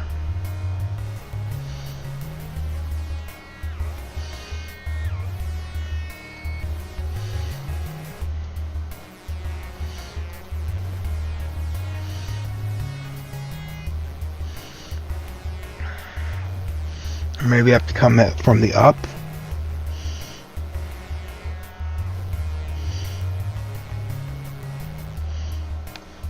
Oh, it wants me to go.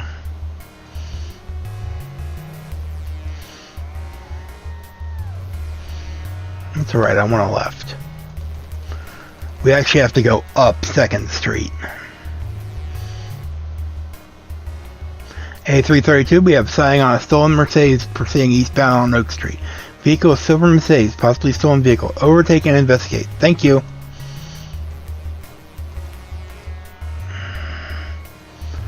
Which one was Oak again?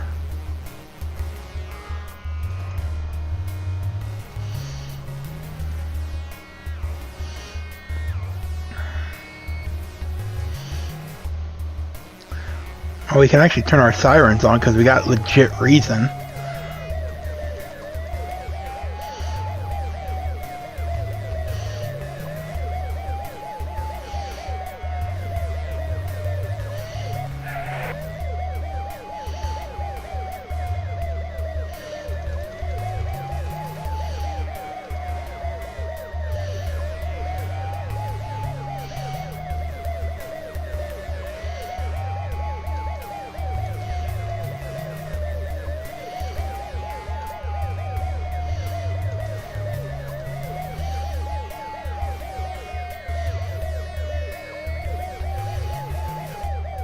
Yes, I'm heading to Oak Street, and you can see I'm slowing down automatically.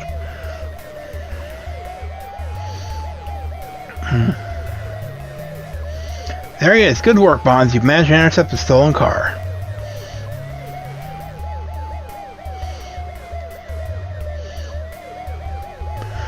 With a building rush of adrenaline, you cautiously pace the stolen car, following it closely as it pulls over to the curb.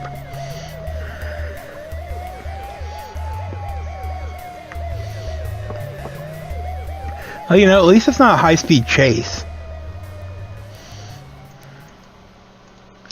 Look at the suspect vehicle over from your vantage point, noting the license plate number, its make, and its color. Key the mic and request wants and warrants on the Mercedes, and then anxiously await the response from dispatch. Wow. A332, that plates registered to a maroon 1989 Honda. We show that vehicle report stolen 3 months prior in the city of Steelton. Think to yourself that something about this vehicle isn't kosher. It does match the general description of the stolen vehicle mentioned in the morning's briefing. The color doesn't match, however.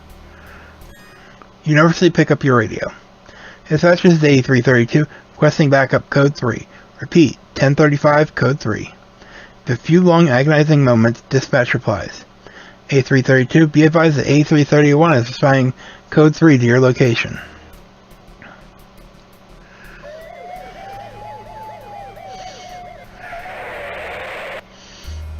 At last, Officer Jack Cobb arrived. You've never been so glad to see him in your life. A332, this is A331. I'll cover the passenger side while you make contact with the suspect. Be careful, Sonny. A331 out.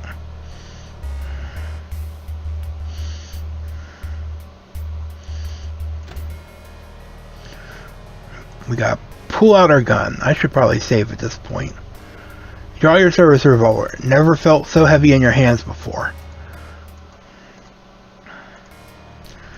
Now we need to yell. Please exit the vehicle with your hands raised. Repeat. Please exit the vehicle with your hands raised. Suspect seems to be taking some time to decide whether to follow your instructions. I repeat, exit the vehicle immediately with your hands in the air. Do it now. Halt! Raise your hands over your head. Suspect hesitates for a moment, then seems to realize that he has no way out. Hit the asphalt. Face to the pavement, now! No fucking way, you bastard. I said hit the dirt. Suspect decides to listen to the voice of reason. Go ahead and move in, Sonny. I got him covered. I gotta cuff him.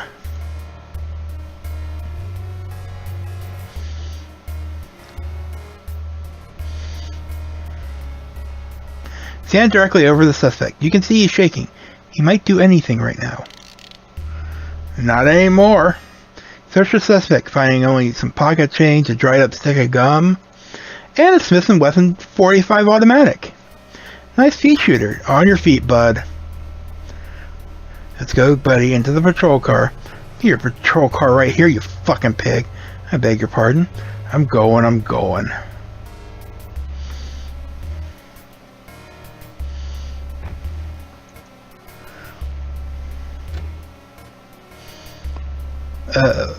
Well handled, saying, give me that piece and I'll take care of it. Blah, blah, blah. I need to give him his rights.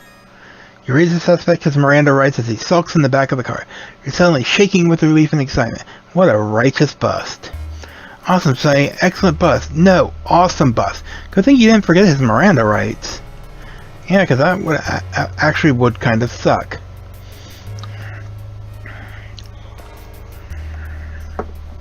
So let's check his car. You scratch. There was paint over the VIN number. Number 603456218. It's the right car. Okay, then we need to go around to the other side. Alright. Because I need to get in the glove box.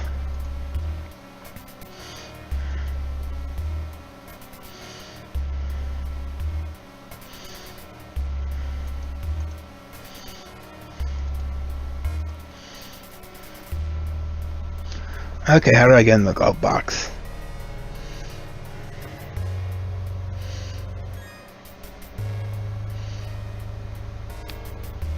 Oh, I guess I just decided to do it. After flipping through the book, you see many notes and entries. You decide to weigh and examine it more thoroughly after it's been booked into evidence. You put it back in the glove box.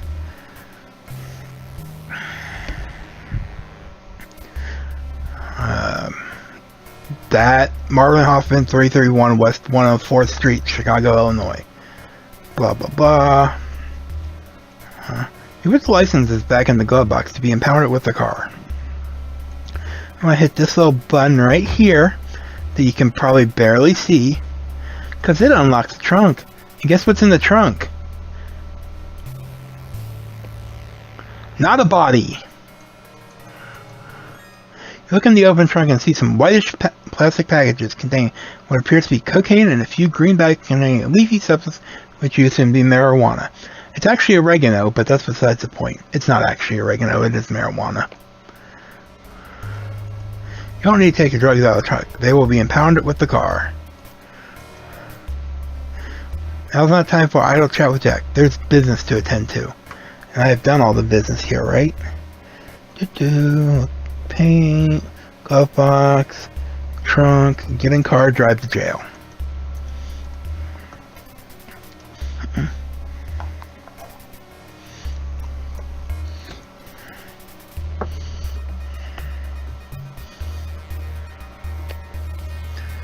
Hey, we are going back to the jail. I think this guy actually has less codes than the drunk did. Yeah, he only has 4 codes I gotta put into the thing. But hey, we caught a bastard. This guy claims he's a death angel. And we were in pursuit of him, as so the title said. Police quest, in pursuit of the death angel.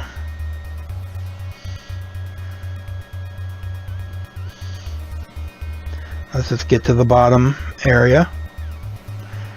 Keeping my hand for a stop sign.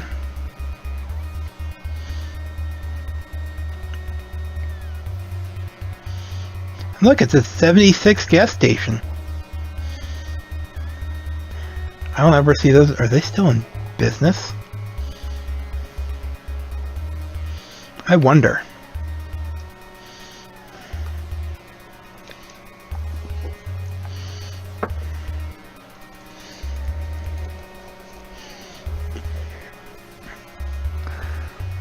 I don't know if you get in trouble for just using your siren all the time, or else I totally would. Never bothered to actually, you know, check it out.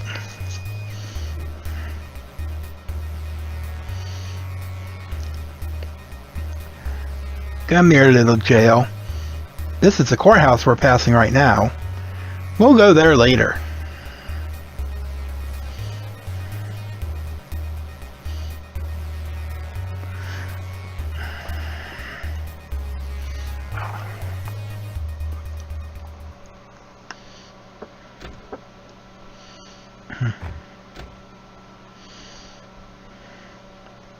Come on, out of the car. Whoa, tough guy. You screw up once, Piggly Wiggly, and I'll be all over you. I'm not that kind of guy, but thanks for the compliment. Shove it, ham hock. Okay, Hofmeister, or whatever your name is, stand over by the door and don't give me any trouble. Oh, yes, sir. Pardon me, sir. Right away, sir. You ever hear the way a pig squeals when it's been stuck? It's like music. Why does everyone have to call me a pig? Aren't there more vocabulary words for officer slang? Like negative officer slang? Like, I don't know. Like, I don't know. I'm about to type it into Google in a moment.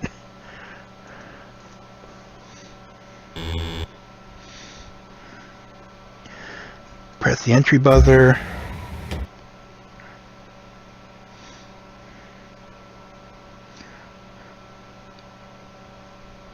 I don't know what he just said, so. Oh my god, Wikipedia has a list of police-related slang terms. Stand against the wall and don't move, blah blah blah, I'm quaking in my boots. Be out here in 15 minutes, I'm coming after you, so kiss your ass goodbye. Only ass I'm kissing goodbye is you. After all, I won't be seeing you for a few years. Huh. Well, there's Bacon. Barney! Oh, from Andy Griffith.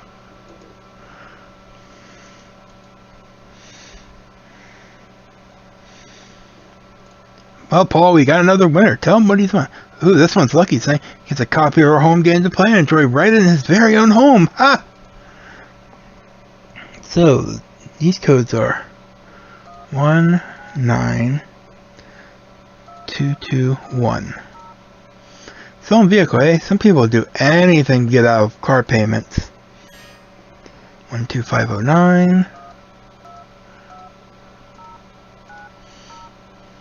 Okay, 1 for possession of a concealed weapon. 12876.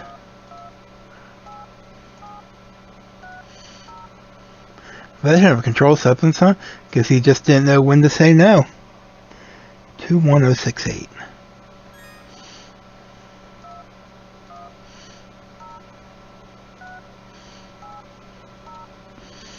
Book him for evading arrest? Gee, that's strange. With little accommodations, why would anyone want to get away? Get in the center of the room, you piece of shit.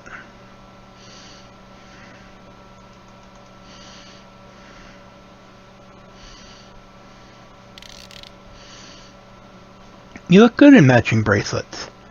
I got a match for you, pig man. Can it, punk? Move your cannon to the cell, Mr. Hoffman. I think you know the way.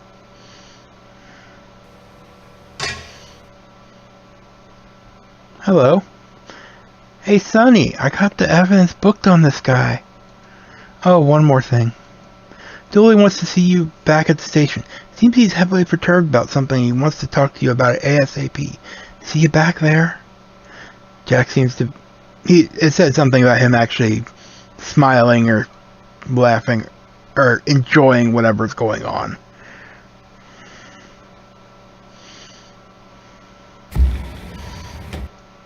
It's kind of weird when he just turns the lights on for parking. I mean, I guess I get it, but... Let's see, what other slang terms for police are there? The Beast?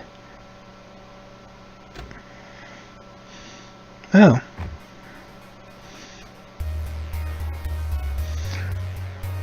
Bird. Wasn't aware bird was one.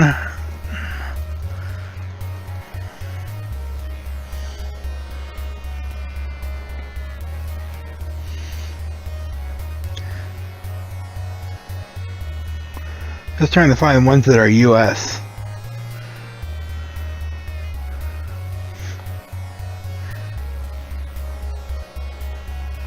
Blue meanies.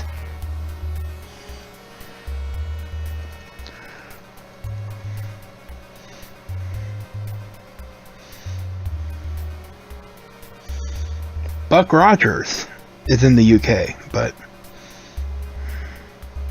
choose a random letter, like J. Nope. Apparently the RCMP is called the Queen's Cowboys. You know, the Mounties.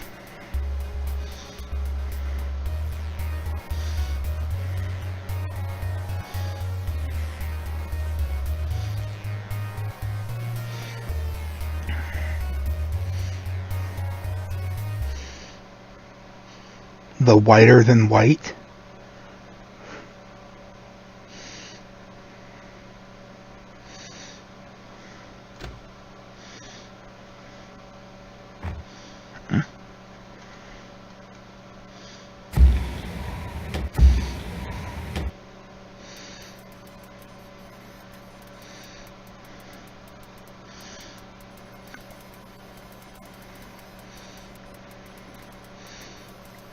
Panda car? It's a UK police car.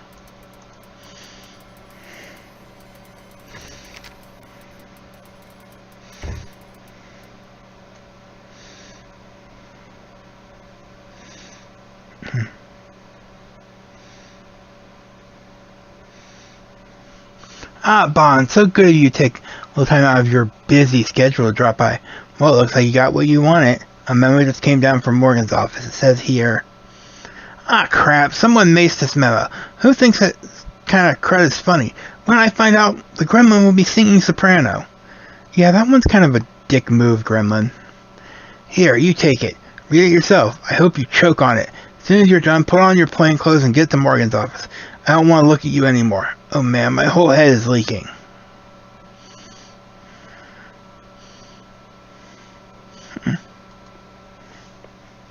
Yeah, I've been hit with mace before, and not for being like trying to attack someone. It was them deciding that they didn't want to deal with me getting mad. This is to confirm the temporary transfer of Officer Sonny Bond from the Traffic Division to the Narcotics Division. We feel that assistance in the Death Angel case would be most invaluable. This transfer will remain in effect until further notice. I realize that this may inconvenience you, and I appreciate your cooperation. Thank you. Quickly put the memo back on the sergeant's desk. You grin inwardly. It's great to get some new responsibilities and at the same time get out from under Dooley's thumb. You can hardly wait to get started. So yeah, and by the way, what I meant by getting mad is I did kind of start to get angry at the person. They claim I cut them off, and I'm just trying to go into the gas station so I can do get my drink and stuff on my way to work.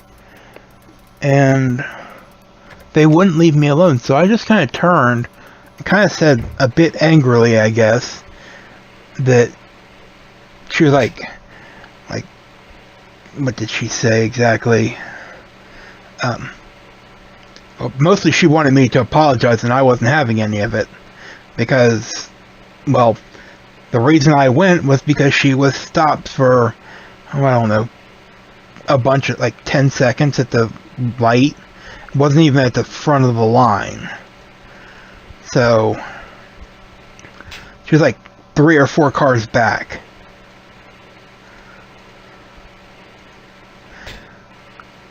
And yeah, I told her it's over now, so whatever. And like I said, I guess she wanted me to apologize, and I turned to her and like, what's it matter now? And she decided that was a good time to mace me. It was also my birthday. You can tell how happy I was.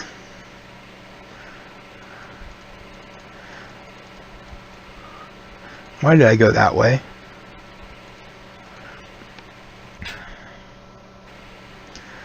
Plainclothes. Don't need our keys yet. We're just gonna go report upstairs.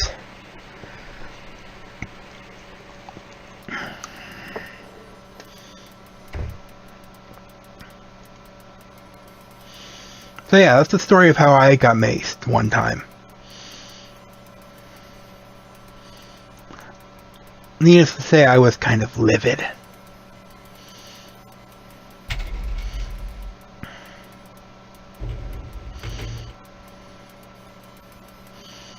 The good news is I have several character witnesses at that gas station because I go there every day before work and even in the middle of the night.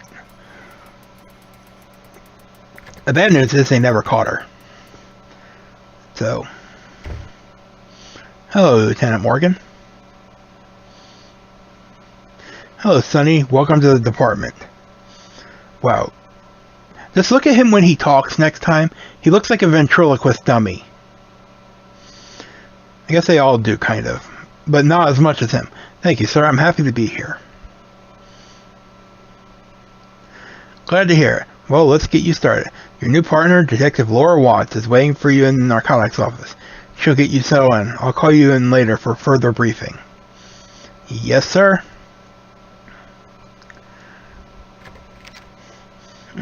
So we have to go to the other office, which they don't really give you an indicator of where it is, but you want to come down in this corner.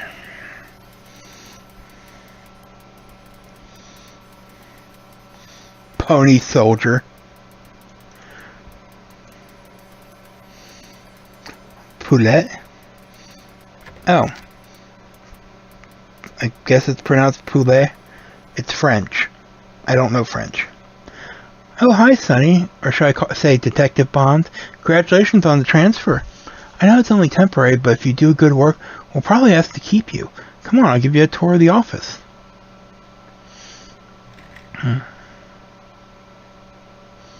Thanks, Detective Watts. Call me Laura. This is the keyboard. Or in a room full of computers, I guess I should just call it the key holder to avoid confusion. Anyway, we hang our vehicle keys here. This is our laser printer. It's hooked up to both the department computers. Not the fastest machine in the world, but it beats writing everything out longhand. You know, it's still faster than a form feed. I had those when I was growing up. This is my computer terminal. It's kind of a mess right now.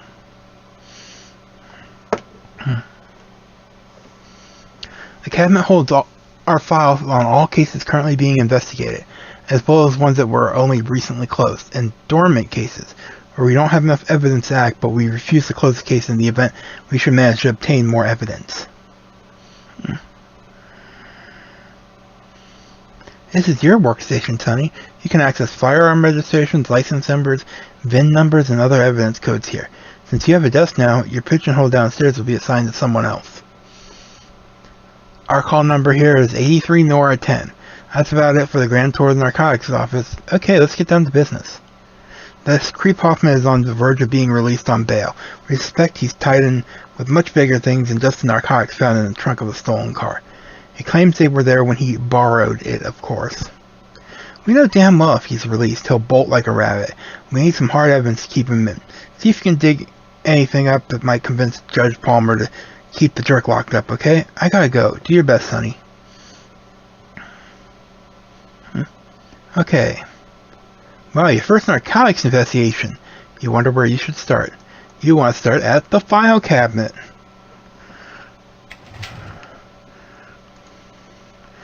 carefully look through the files until you find Hoffman and Marvin. You carefully take the file out and read it.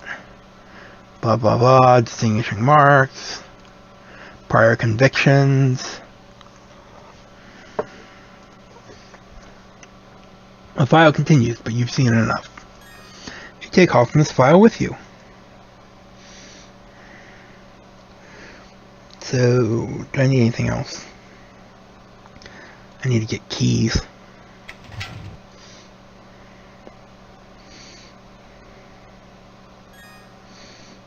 Do I still have the mark? Yes, I do. It's a patrol unit key. It's the unmarked unit, so we need to go down and return the other thing. Sunny.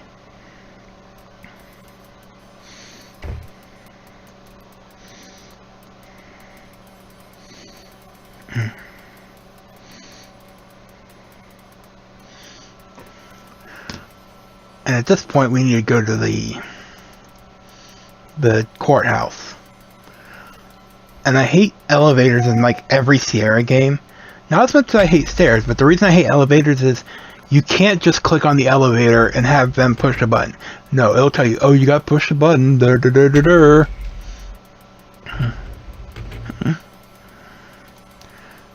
Walkies?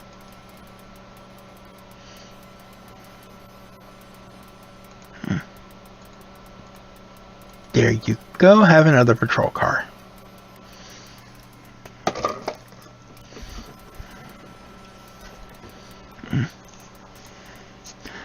Yeah. At least it's not like the original game where every time you want to leave, you gotta check both this car and your patrol car. I don't remember if you had to check your personal car, but you had to check all around. You had to walk all the way around it. And the patrol car. You don't have to, not patrol car, the unmarked car. The unmarked car, you can't even walk around it in this game, so.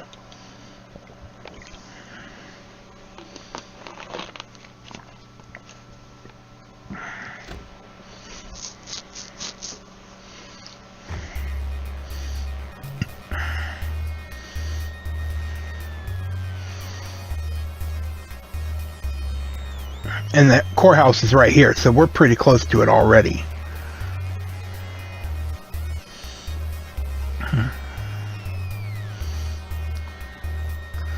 All we gotta do is go down a couple streets and we are golden. And the jail's right next to it, so that's even better. I think the jail and courthouse were separate in the original version. Which way do I need to go? I need to go right.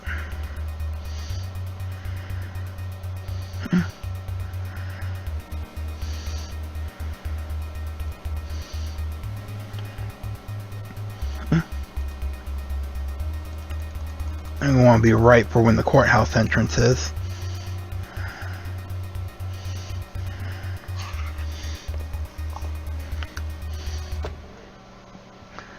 Still don't know why I have to manually get out every time.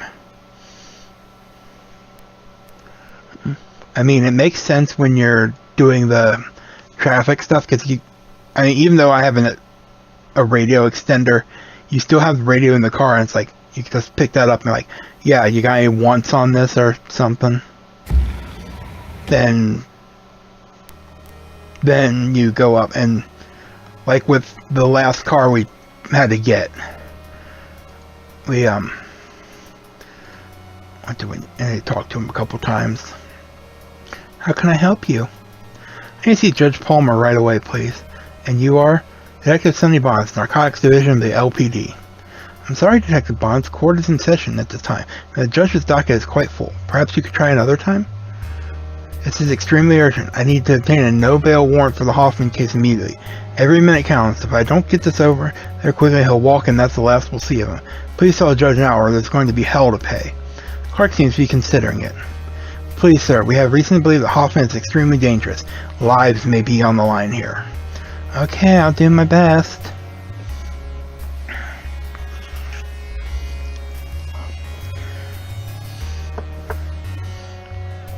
Go on in, the judge will see you now. Thank you.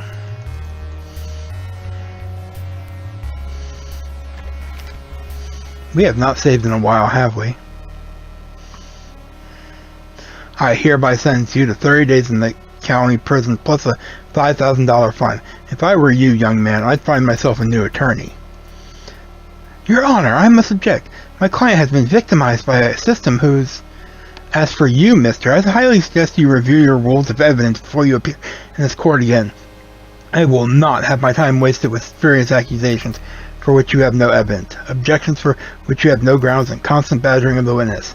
This is a hint, but if you need this as a hint, you're too late. Now, what do you want, detective?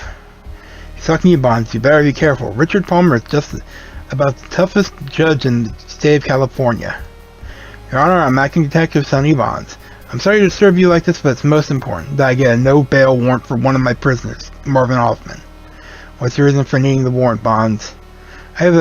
Not only is this man a menace to the public, but he is without a doubt Jason Tiselli, a drug dealer on the FBI's 10 most wanted list. Makes you think Tiselli and Hoffman are the same man, officer.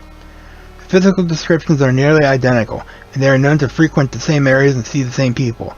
Most importantly, each man is described as having a tattoo of a red rose over its left nipple. Fascinating. You have any evidence to back this up? Yes, Your Honor. Present it to the bailiff, detective. I'm going to give the folder to him. Thank you, detective.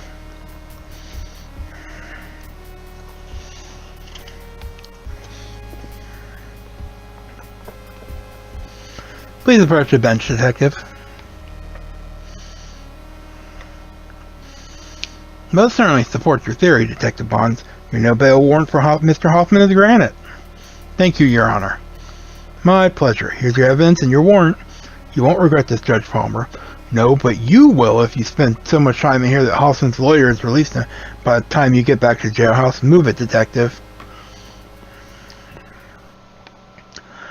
Funny thing, the judge was female in the original game.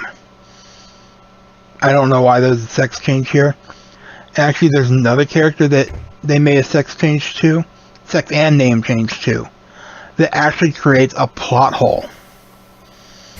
And I'll discuss that when we get there.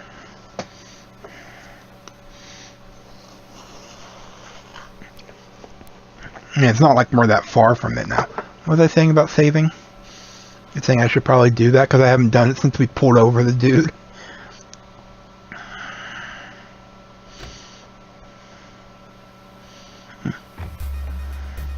And we'll turn right towards the jail now, which is actually very nice for once.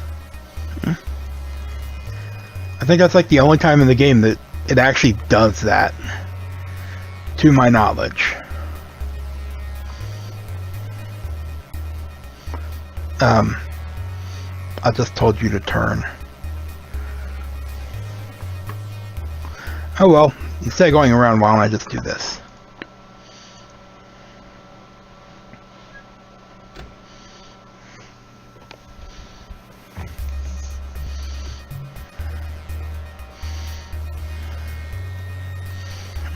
And I'll slow down once we pass that street.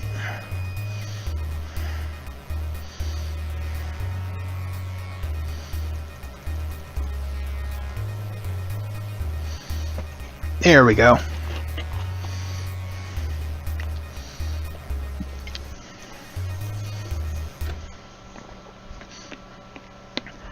And I actually don't think you need to put your gun in the locker this time, but it's good practice.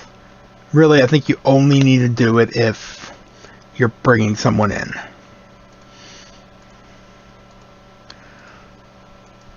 But better safe than sorry, right? Oh, we need the buzzer.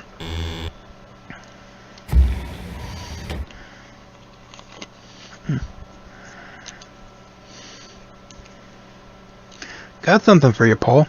Don't keep me in suspense, Bonds. Let's have it. Here's a no-bail warrant. Warrant has a very specific purpose. That's not it. Yes, it is. Here you go. Hello. Good thing you got this here when you did, Bonds. Hold on. I'll process it.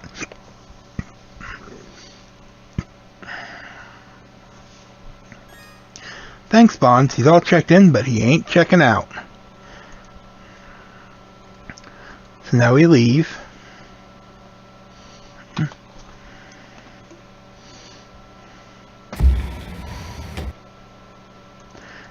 get our gun.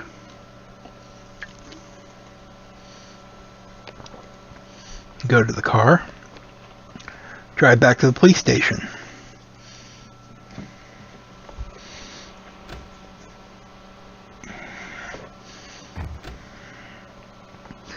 Where Laura is waiting for us. Alright, Sonny, you got the warrant. Good job, boy. This will be a feather in your cap. Sonny, we got an anonymous tip that a drug deal is going down at Burt's Park. You gotta get over there. Not to be confused with the Burt Park in the second game. Because there is a Burt Park in the second game. It's in a completely different city. Okay, Burt Park entrance is on the top of this giant square, so... And this part is pretty easy to mess up if I don't pay attention. So, I'll be saving once we get out.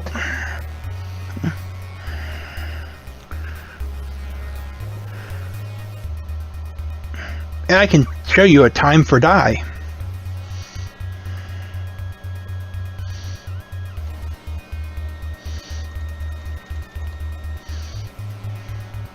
And I'm just going to cruise on the next street, or on this one, because I want to hit Burt's Park. Yeah, Burt's Park isn't even mentioned. It's all called Con Cove in later games.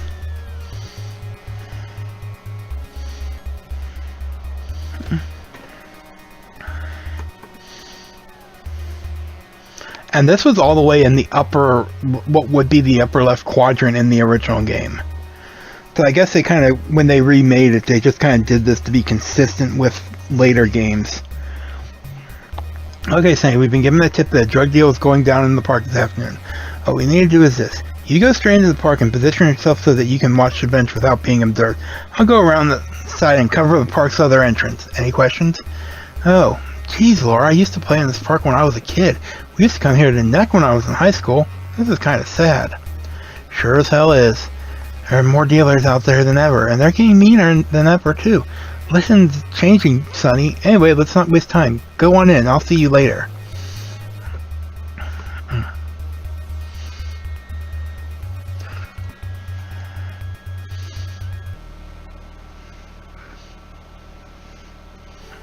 So what I want to do is I want to come behind this bush.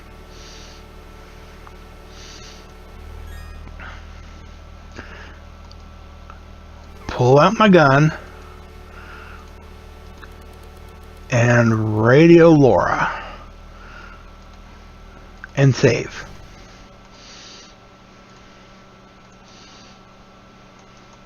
And have the talk icon ready.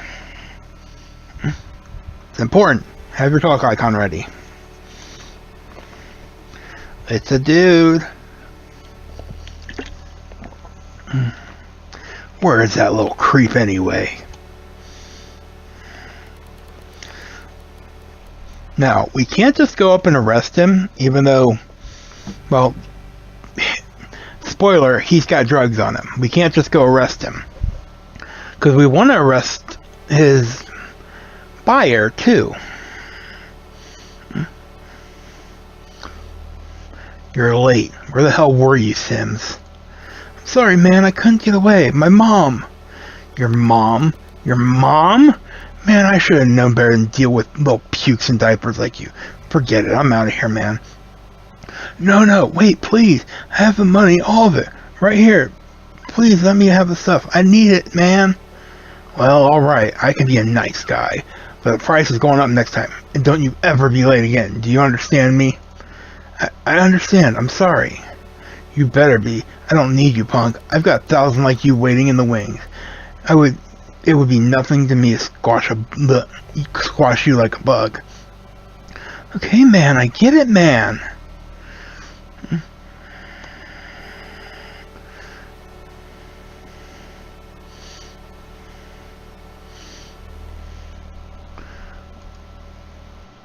Freeze, please. Halt, I'm a police officer. I'm holding. Don't shoot me, okay? I'm not going to shoot you, son. Put your hands over your head. Yes, sir.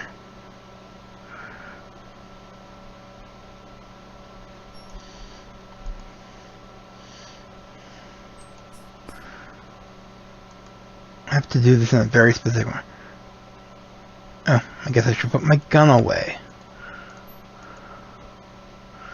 Then I can cuff him. Hey, what are you doing? You don't need those. Please, man, don't. Sorry, son, it's police procedure. They'll come off at booking. You're not going to beat me with a rubber hose or anything, are you? No, Victor, you've been watching too much TV. I'm not going to hurt you. I don't get the whole rubber hose thing. And, what's your name? Victor Sims. What are you going to do to me? Victor, I'm going to arrest you for suspicion of possession. For suspicion of possession or purchase of cocaine. You have the right to remain silent. You read the kid his Miranda rights and ask if he fully understands them. He says yes, but you're pretty sure he didn't even really hear them. He's terrified. Okay. Do I want to do time for die? I'll just tell you what happens. You have to search him.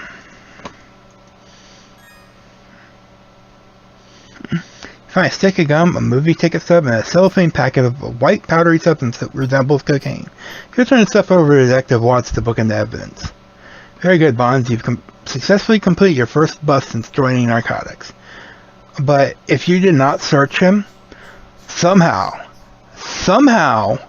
while he's handcuffed in the back of your police car, he eats the entire packet of cocaine and dies. And you get busted down to meter maid for 10 years at least. This one looks like a minor. Have you read him his rights? Yes, I did. Good, we don't want to lose this one due to some damn technicality. Okay then, Mr. Colby, is it? How long have you been dealing to little boys, Mr. Colby? Bite me. I don't have to say nothing to you, slut. Who are you working for, Mr. Colby? Tell us that. Might go easier on you. Kiss my lily white butt. Okay, I give up. See if you can find out anything out from the kid. Victor, how long have you been taking drugs? Do I have to answer that? No, but it might help. We've already been arrested, Victor.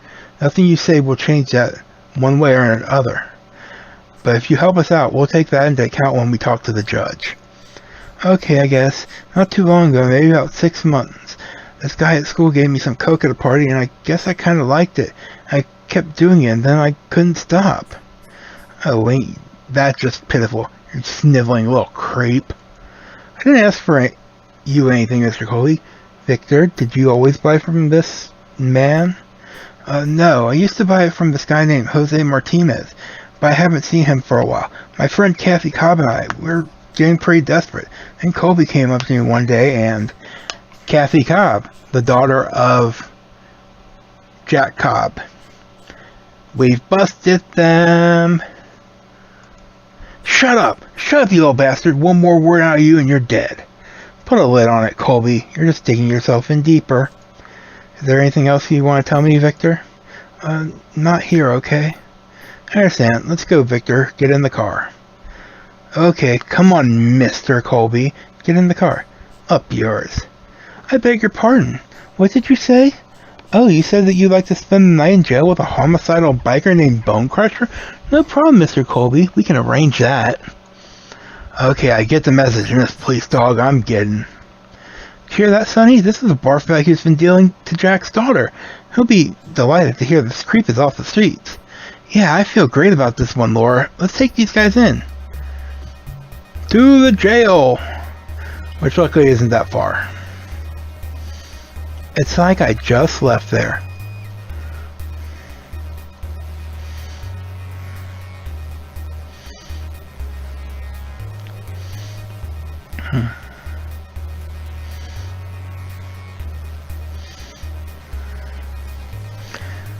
Speeding! Yeah, no siren in this car either, so... And the instruction at the beginning says you can't do anything about the radio or the temperature or other things. We need to make a right-hand turn coming up.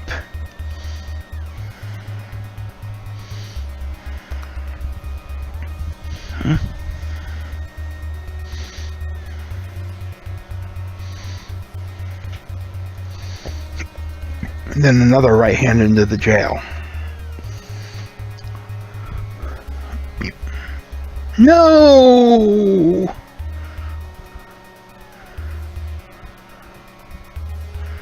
I'm not going all the way around the jail. I'm just going to go left up here.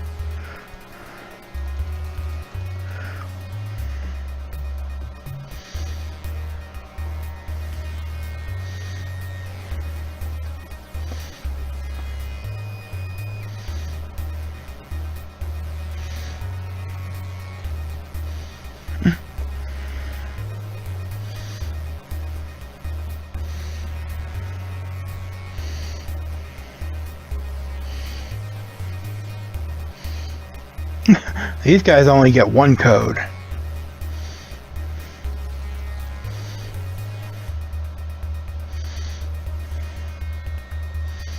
I could swear they had more. That might have been the other FAQ I had.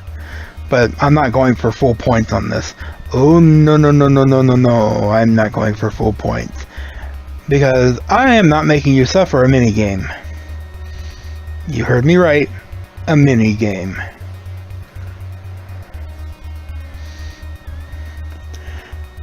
Do you really want to see someone who doesn't know how to play poker play poker? Yeah, that's what I thought.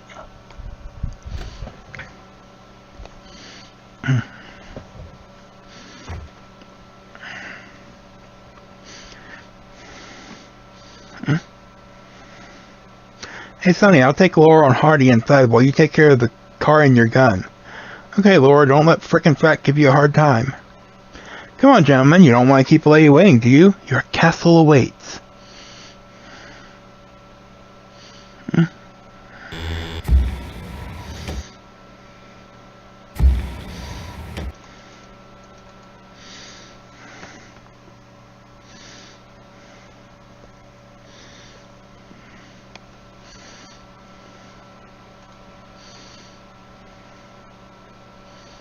Gun. That's what I'm looking for. My gun.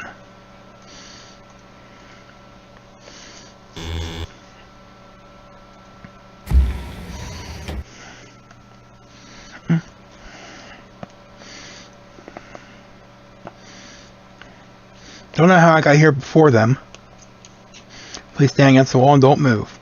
I'll keep an eye on the dog, Sonny. Yeah, and you two can kiss my... Hey, hey, hey, let's cut this feud, fella.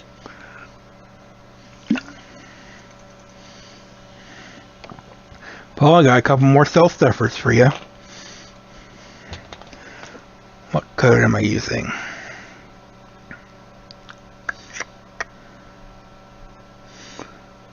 One, 2, 7, 5, 5.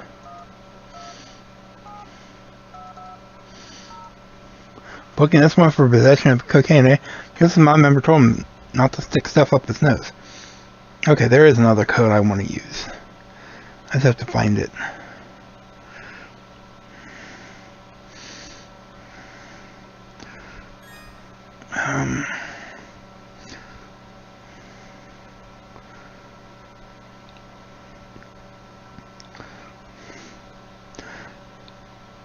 Please quest VGA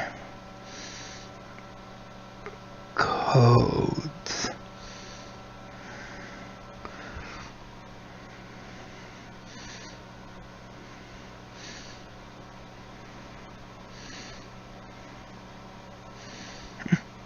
Let's see.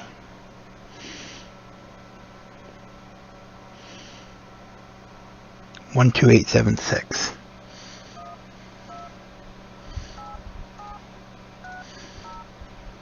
This from a controlled substance, huh?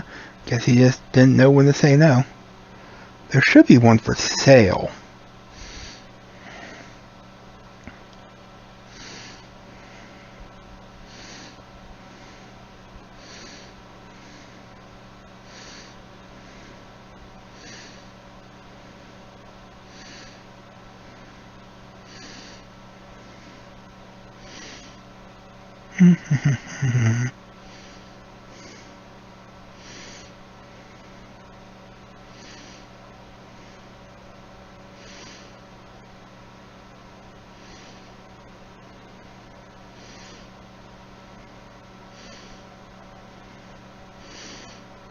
Just give me a copy protection page.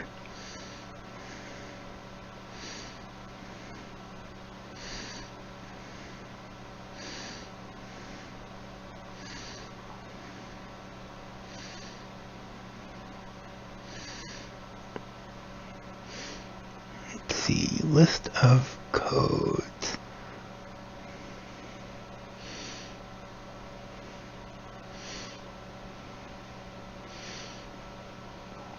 Another one for selling.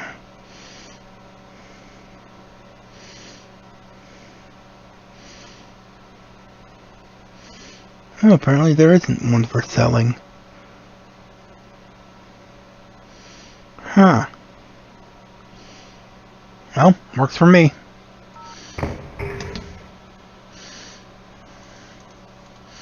Move in the center of the room, please. Now, this is the one I specifically originally died to. For getting the gun. I think I did that on purpose, because I wanted to see. As soon as you uncuff him, you can distinctly see him grab for your gun and shoot it. Not like the other one.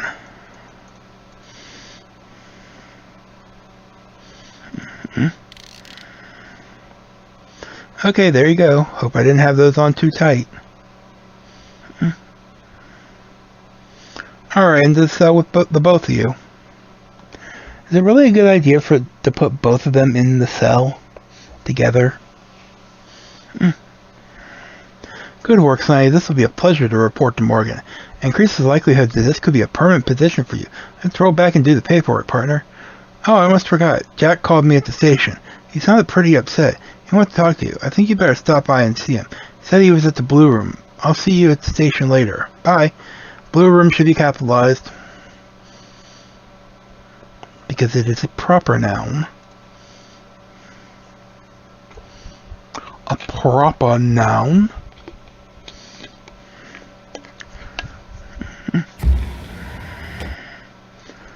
So, oh, it actually reminds you.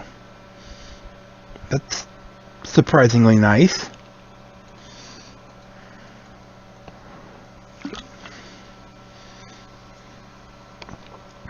I know in the second game you can forget your gun.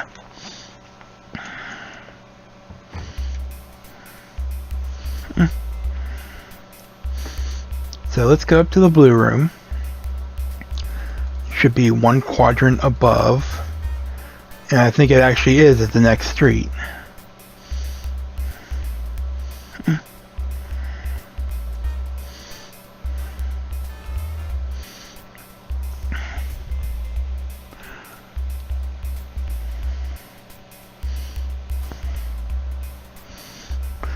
Oh, the first 3 Police Quest games are great. But the 4th one,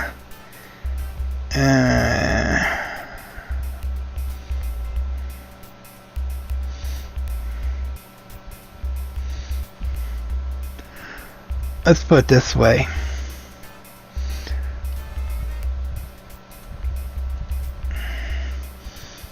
I miss it.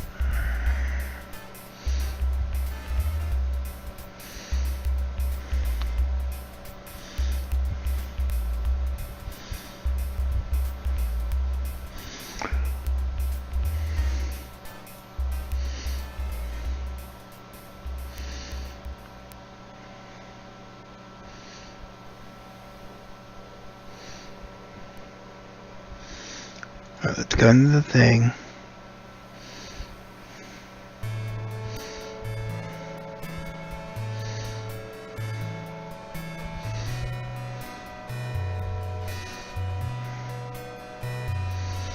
You see your friend Jack Cobb sitting at the table.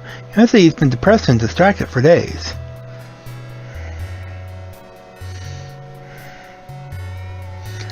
Let's just say that he was in charge of, the guy who wrote the 4th game was in charge of the LAPD during the Rodney King incident. Yeah, he had a very aggressive approach to everything. Hi Jack, good news buddy, we caught the bastard who was selling the cafe. Oh Sonny, what did you say? Jack has obviously been drinking way too much. We caught the creep who was dealing Kathy. He's a slimy little punk named Donald P. Colby. We got him, Jack. His eggs are gonna fry. That's just swell, Sonny. Except it doesn't matter. Nothing matters. It is too late. Too late? My God, Jack, what do you mean? Kathy's in the hospital. In a coma. It was an overdose. Some filthy... I don't even know what. She might die, Sonny. My baby might die. Oh no, why didn't I see it sooner? Oh God, Sonny. Jack, man, I'm so sorry. She'll be okay, I know it. She's a tough kid. Thanks, Sonny. Thanks for trying. I gotta go, man. Hey, Jack, you're in no shape to drive. Don't worry about it, Sonny. I called a cab for him. I'm perfectly fine, Bobby. I don't need a ride. Wait, Jack, just hold on.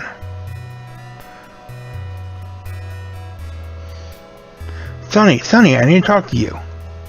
What's up, Keith?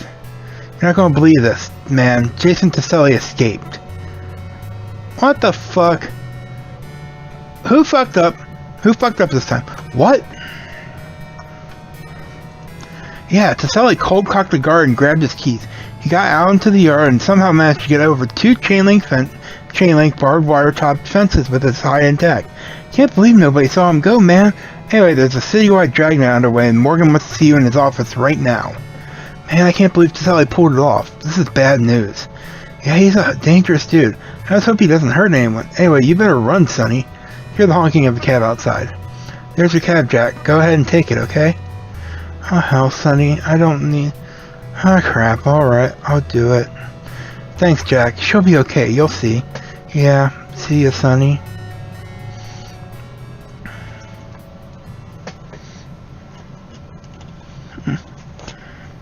So, back to the police station.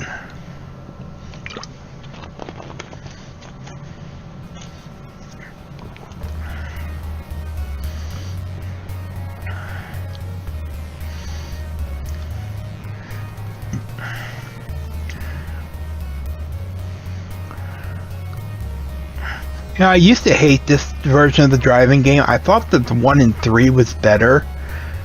But, I mean, I haven't played 3 and I haven't played 3 in recent days. Like I have 1 and 2, but I used to think 3 was the best. No, don't turn left. No, damn it.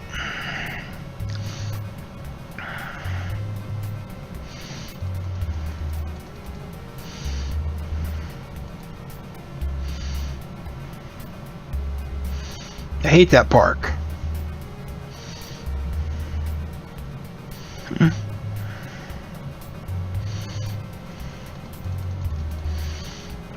Do.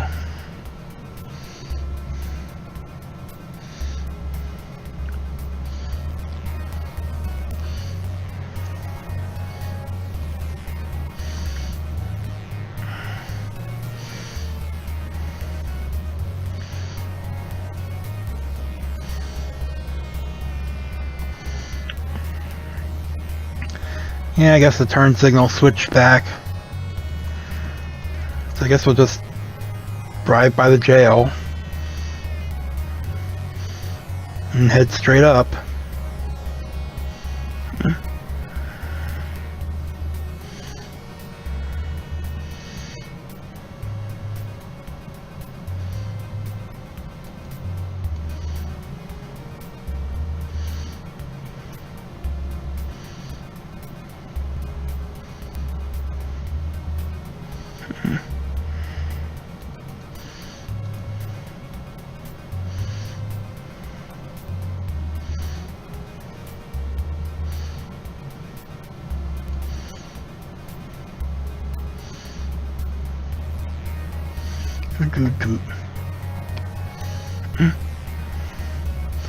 Though I will say my favorite game for driving is the second game, because you just tell where to drive and they drive.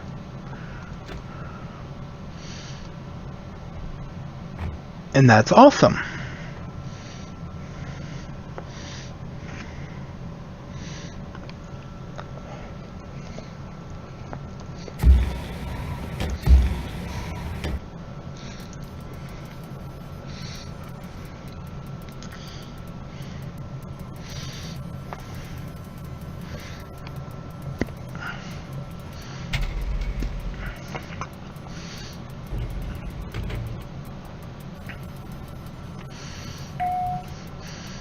Okay, Lieutenant Morgan, what do you got to say to me?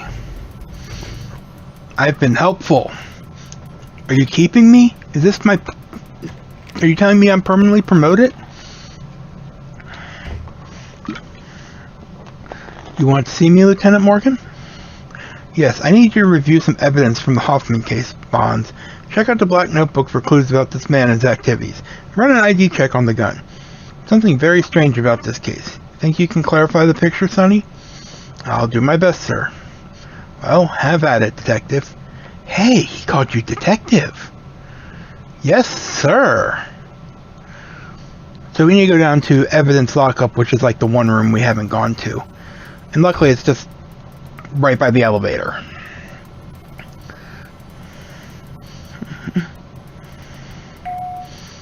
This one is still less annoying than the other elevator in this game.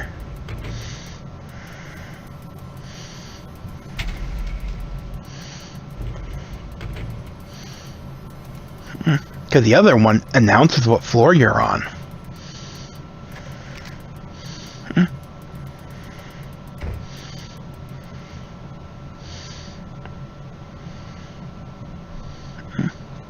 Hey guy, what can I do for you?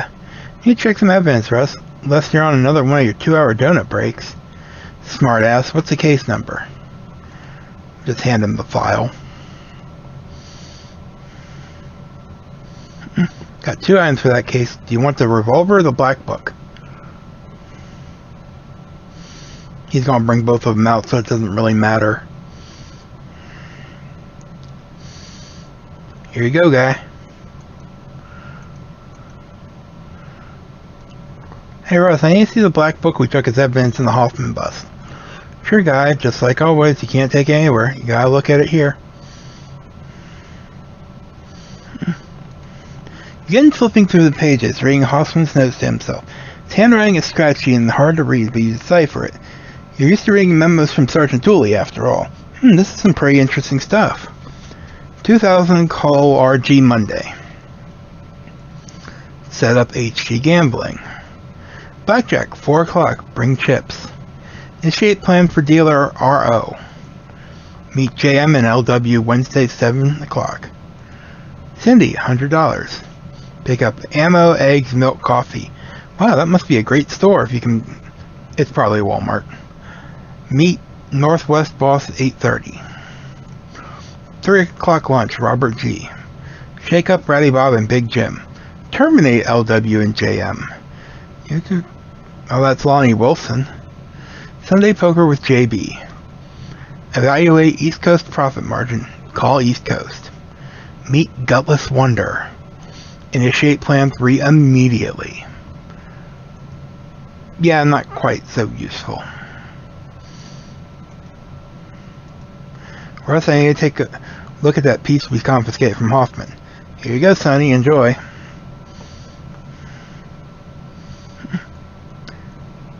You check the serial number on Hoffman's Smith & Wesson 45 automatic.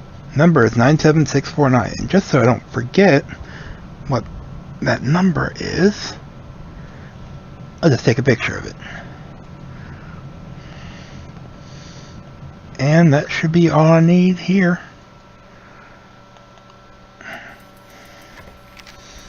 Because actually I don't think looking up the gun gives you any points.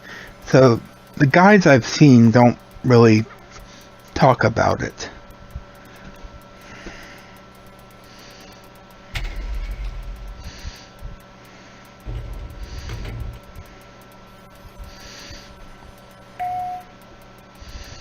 Let's see.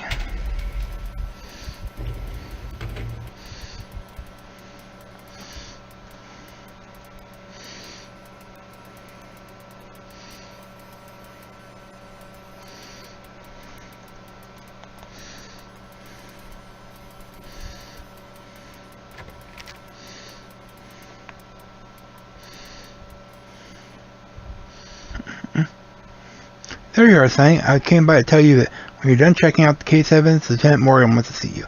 Okay, I'll be there in a few minutes.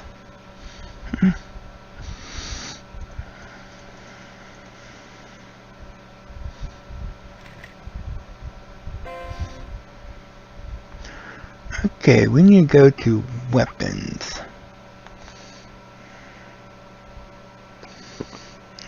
Nine 7649.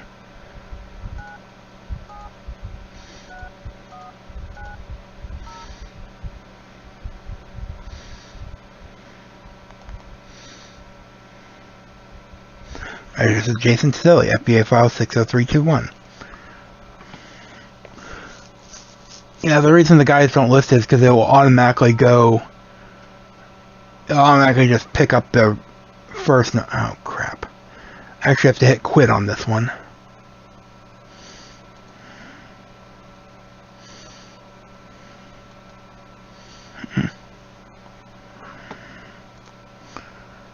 FBI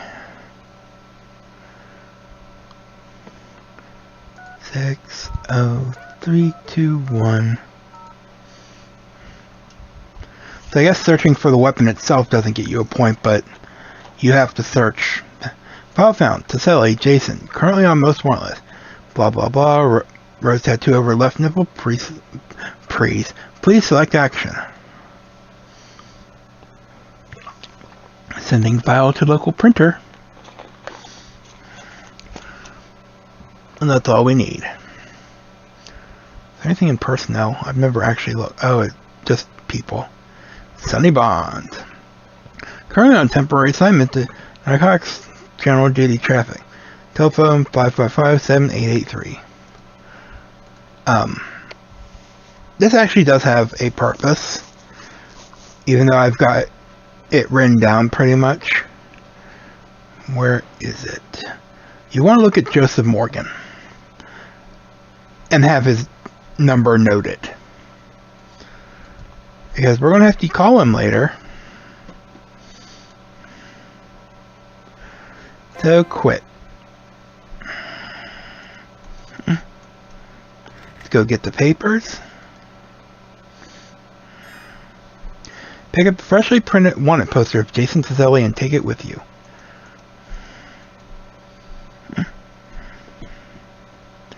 Not exactly sure why we needed that, but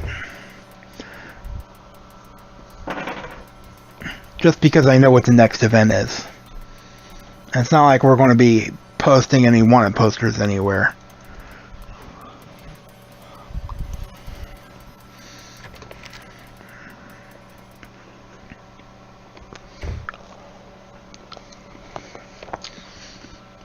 Yes, sir, you asked to see me? Oh, hello, Sonny. Yes, I want to talk to you about Marie Wilkins. You possibly know her as Sweet Cheeks Marie. Yes, sir, I know the young lady. She definitely knows you, too, and thinks rather highly of you. Anyway, she's been arrested for soliciting. We'd like you to approach her with a deal. We're going to be starting an undercover operation at the Hotel Deforia. We want to infiltrate the narcotics ring by way of the illegal gambling that goes on there. We know Marie Wilkins has connections at the Deforia. We think Marie Wilkins can get us in there. In return, we'll do our best to get the charges dropped. I need you to go to the jail and discuss this with her, Bonds. Give her a minimum of information. We don't want her endangered, but we think she can help us. Any questions? No, sir. Okay, then. From what I hear, she'll probably cooperate with you, Sonny. Rumor has it she's stuck on you. I guess I better get going, sir. Good idea, Sonny. Yeah, sure, but you think Lieutenant Morgan is suppressing a smile. He thinks I'm sleeping with her. Remember, kids, don't stick your dick in prostitutes. Don't stick in crazy, and don't stick in prostitutes. The latter because, well, who knows what you'll get. I mean, if Larry was in Leisure Suit Larry was in the allegation, I guess you could always get a lubber.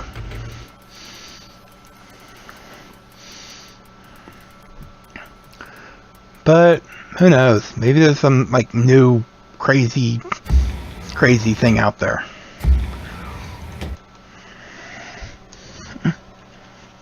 Oh, I cannot wait for what's coming up after the Marie part.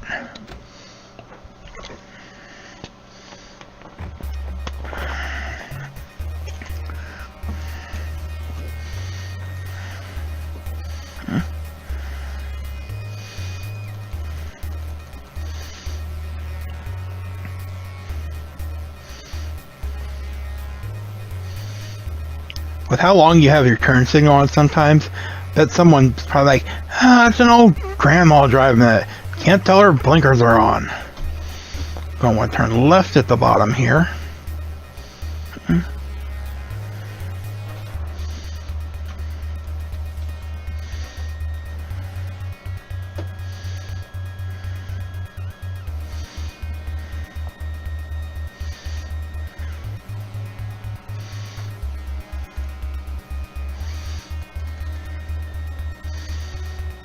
Make that turn into the jail.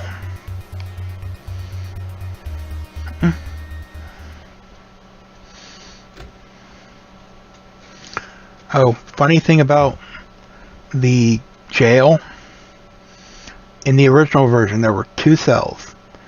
You had one for your current prisoners, or whoever you're bringing in, and then you also have one for, it was just a big black dude in there, who's actually the pimp from the first game of Leisure Suit Larry. You press the entry buzzer, alerting the guard inside that you wish to enter.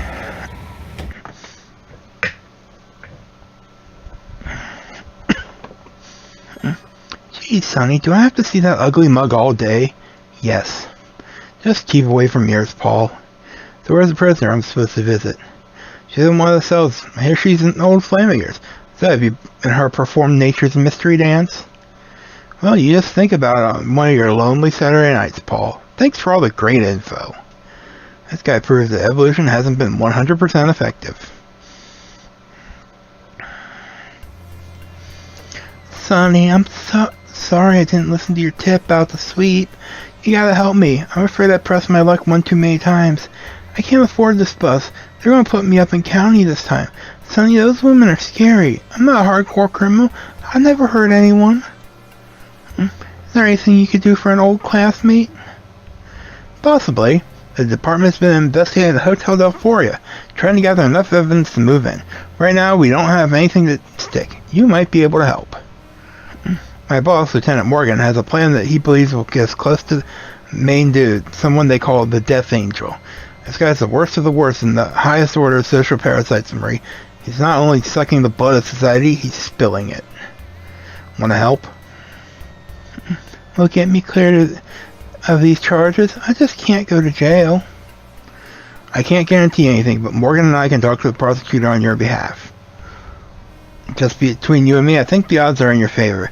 You'd be doing the department a major favor. That's just between you and me, right? I'm not guaranteeing anything. So what do you think? Okay, Sonny, it's a deal. Great. I gotta head back to the station. Carl will be sent by shortly and pick you up. I'll see you later. Whatever you say, Sonny. Thanks. You're puzzled by a strange, warm, and fuzzy sensation after your conversation with Marie. Easy, boy. You gotta concentrate on the business at hand. Anything less than 100% can prove fatal.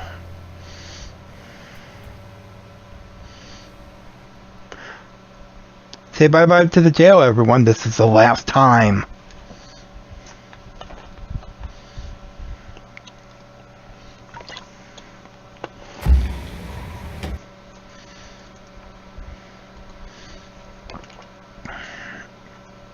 Last time for our gun to be taken. Last time we have to stop here. We only have to go to the police offices, and then we go to Hotel Del Foria. And that's where the end game is. Speaking of end game, I have not saved in a while. Oh yeah, back since the park, yeah.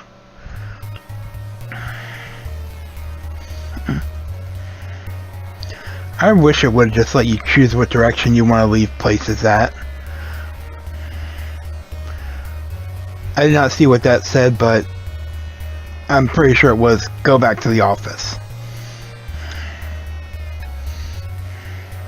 Oh no, it wasn't go back to the office. I know exactly what it was. And we're going the right way for that, so...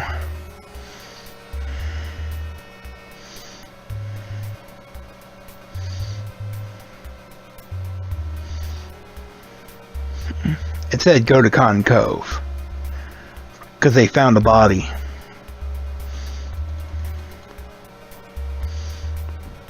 And they want us to ID it.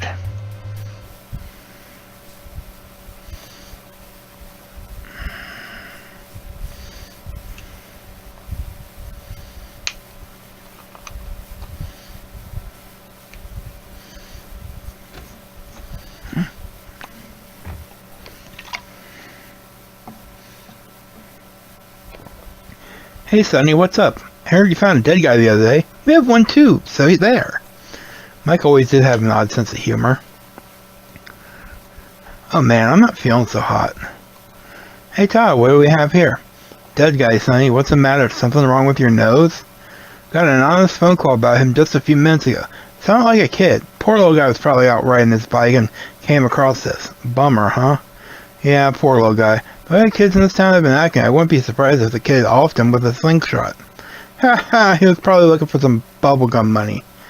You guys are twisted, you know that? Hey, if I wasn't making jokes, I'd be barfing my heels. I hear you on that one, bud. So, let's pull back the wrapping. This might be disturbing. I don't remember if it shows it. You lift the sheet off the body. He's looking pretty bad. Guess he's been in the river for a day or two. Oh well, it could have been worse. It could have been a week or two. When have we actually gone home? We've been pretty much working since we started this game. Yep, it's about the deadest fight you've ever seen in Lydon. The dead man has a tattoo over his left nipple. It appears to be a red rose. Yeah, I actually think this box is censoring it, so you might be safe. Be careful to place the sheet on your body. You're safe if you actually did cover up. So who is he, dude? Do you have any idea? I think it might be Taselli. Can't be sure, though. Think so? Nothing like a solid opinion. Thanks, Sonny. Yeah, thanks, Sonny. We'll inform dispatch. And now we leave. And now we go back to the police office. See you later, Sonny. Yeah, pleasant dreams, Sonny. Haha. Later, you ghouls.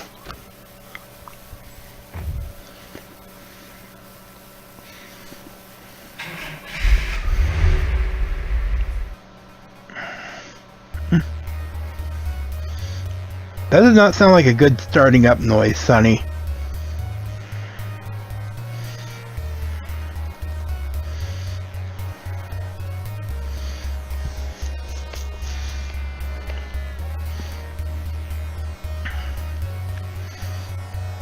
But what do I know about cars? How to drive them and put gas in them. That's about it.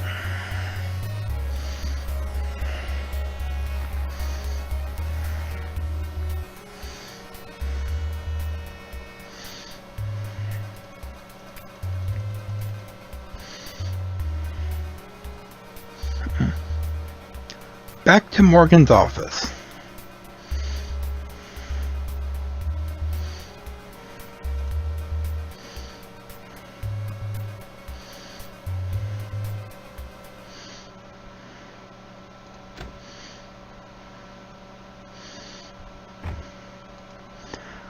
Funny thing, when we go to the Hotel Delphoria, if we click our hand on the door, it'll say these doors are automatic. But so are these. So it's kind of like weird inconsistency. Okay, get ready for hilarity. Brace yourself.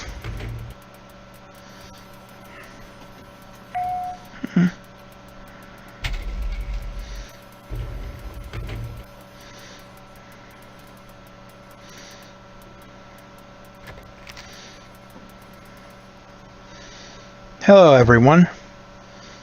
Hello, Lieutenant Morgan. Ah, there you are, Bonds. We were just getting ready to discuss plans for the Delphoria operation. I believe everybody has been introduced, so let's get started.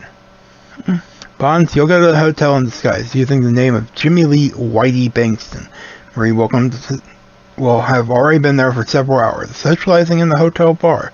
When you reach the hotel, you will rent a room, then go directly to the bar.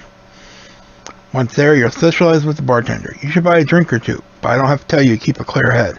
Marie will introduce you to the bartender, Alexandra Parker, whom we suspect of facilitating the illegal gambling. If all goes well, you'll get yourself invited to a private poker game.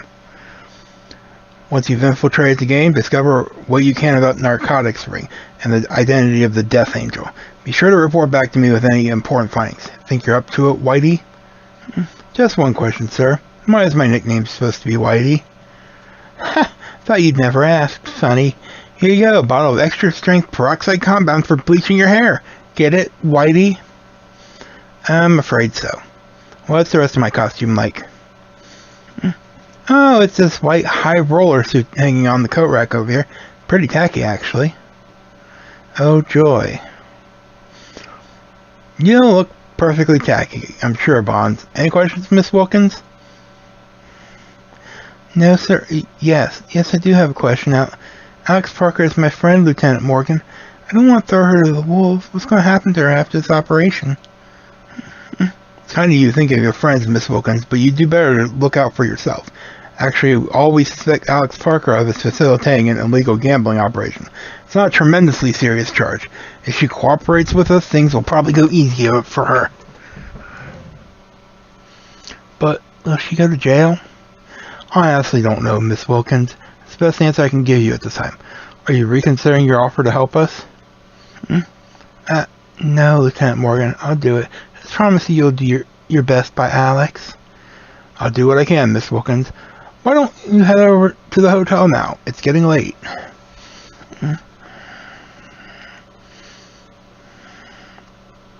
Alright, I'll see you there, Sonny. I'm going back to the narc room. I got a lot of work to do, Sonny. Sonny, just put this peroxide in your hair and leave it there for a few minutes. It's pretty strong, so don't leave it there too long. Otherwise, we'll be calling you Baldy instead of Whitey. You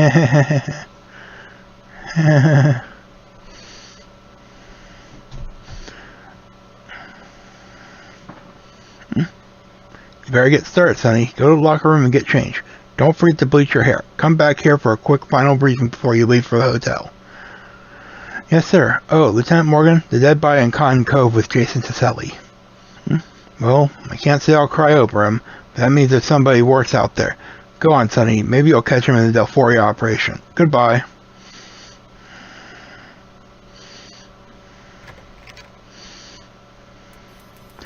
So, this Alex, it is supposed to be the bartender at the Hotel Delphoria. She, in the original version of the game, she was a man called Woody Roberts. And that is important.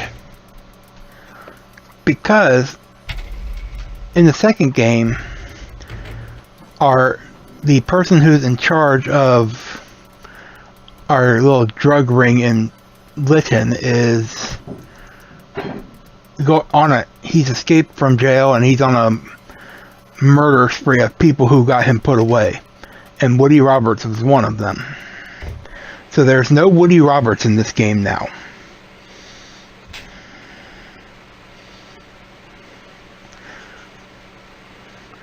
So if you've only played this version, you don't know who Woody Roberts is.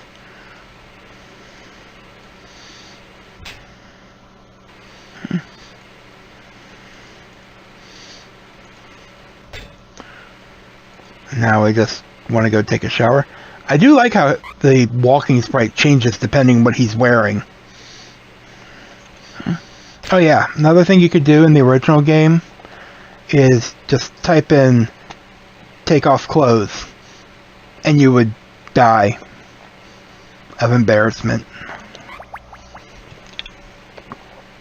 We're blonde now.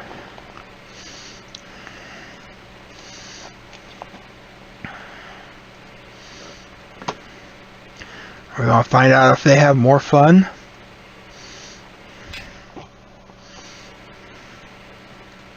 Changing into disguise. Oh god, it's a leisure suit. You also find a wallet containing the undercover money you'll need. Place the towel back in the locker and hope it doesn't grow mildew. Yuck. That's the last time we need to remember 269.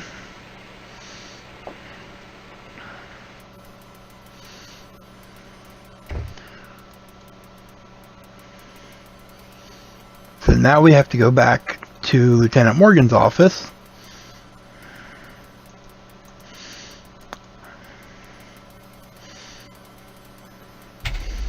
Wow, this game takes longer than I thought it did. We're almost at the 3-hour mark. That's probably why no one watches me, because I don't know how to take breaks.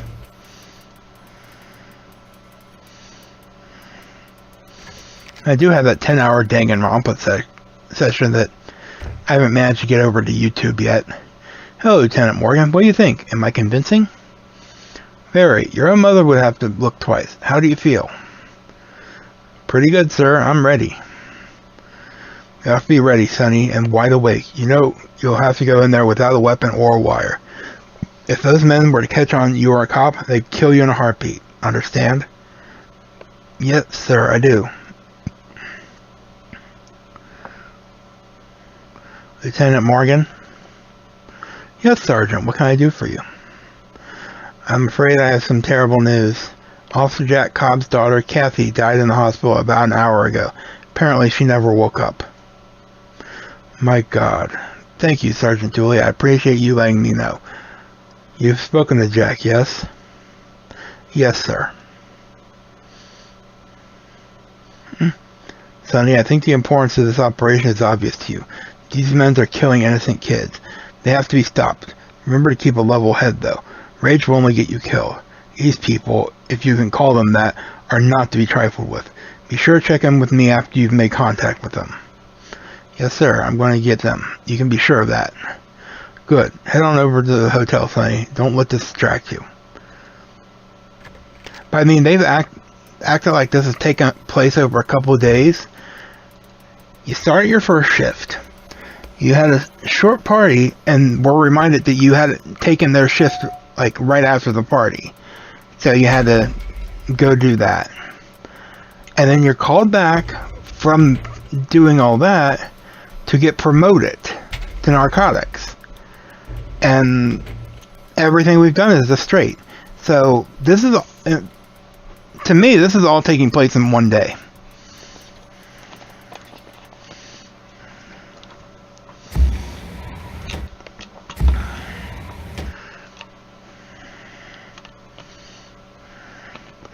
So, our final drive is coming.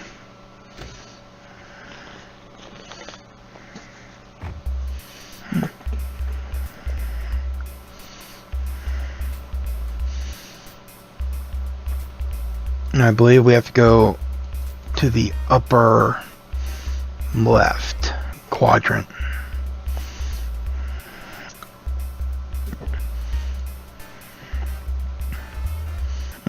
Kind of wish it would just put the speed back up when you make the turn, but you know, it's too late in the game to be complaining about that now.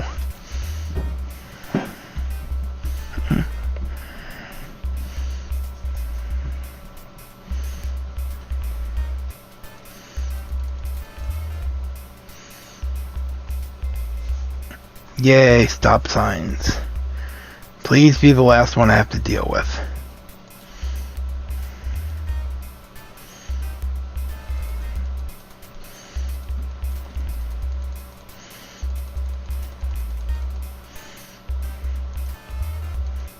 The Linden Waldorf Hilltown, classiest hotel for miles around.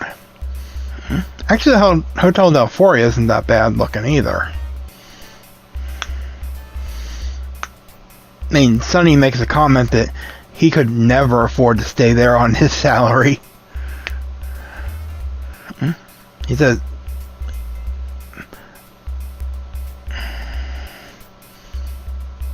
oh, guess there was a thing there. Oh, wait, I'm at the top. Duh. So we just need to go over. Passing the back of Carol's and Wino Willie's. Remember those days? Yeah, this one is the Hotel Delphoria. The tacky Hotel Delphoria. Not just any Hotel Delphoria, it's the tacky one. I don't actually know if they have an entrance on the top side. They may. But I need to turn left either way, so... Yeah, it's only on the bottom.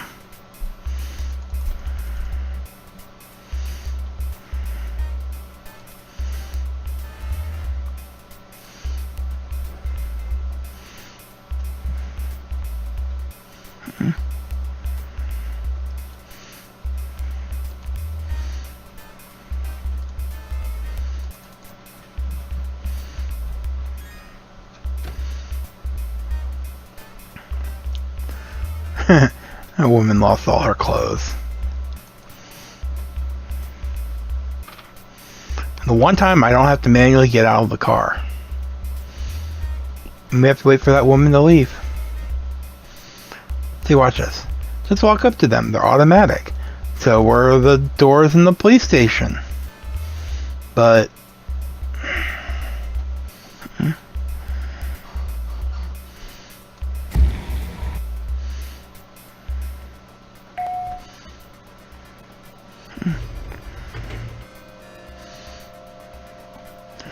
Let's save.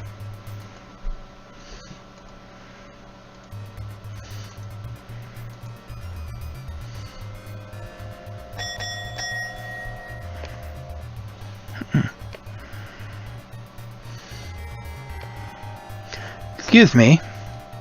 What can I do for you, sir? I'd like a room. Let me see if we have one available. Clerk pretends to check in the registration book. It's pretty obvious he's checking you over. You look familiar. Name's Jimmy Lee Bankston. My friends call me Whitey. Whitey, Miss Marie told me about you. The clerk winks lasciviously. I have not seen that word before, other than in this game. We got a room for you, pal. You can have a special rate, just for Marie's friends. $75 a night. Thanks, my man. You fork over the bucks and the clerk gives you the key to room 202. So far, so good.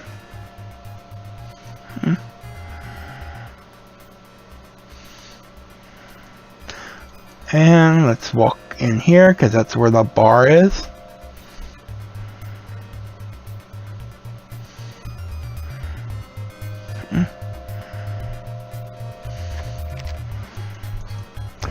And we want to talk to the bartender. Not Marie. I spent a few minutes doing that on my last play. Hello, sir. Thanks. Did I just automatically get a... Whitey, hey Whitey, come on over here, you sexy thing. Don't be shy, you know I can't resist you. Maria's laying it on a little thick. You take a deep breath, muster up your best gangster attitude, smile at her dashingly. Oh Whitey, you look terrific, honey. I haven't seen you in ages, just ages. What did I ever do without you, baby? Why, isn't the lovely sweet cheeks Marie? You look fantastic your own self, baby. I missed you something fierce. Whitey, you're just as handsome as I remember you.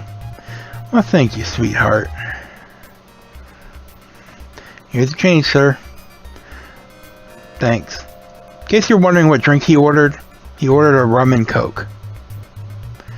So, Marie, what's going on? Have you seen anything unusual?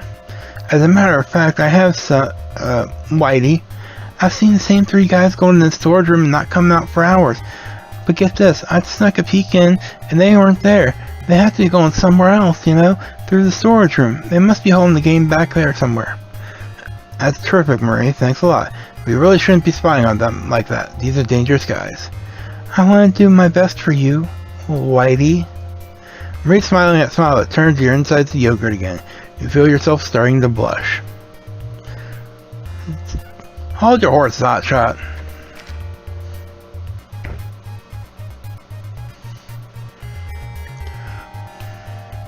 Hello, sir.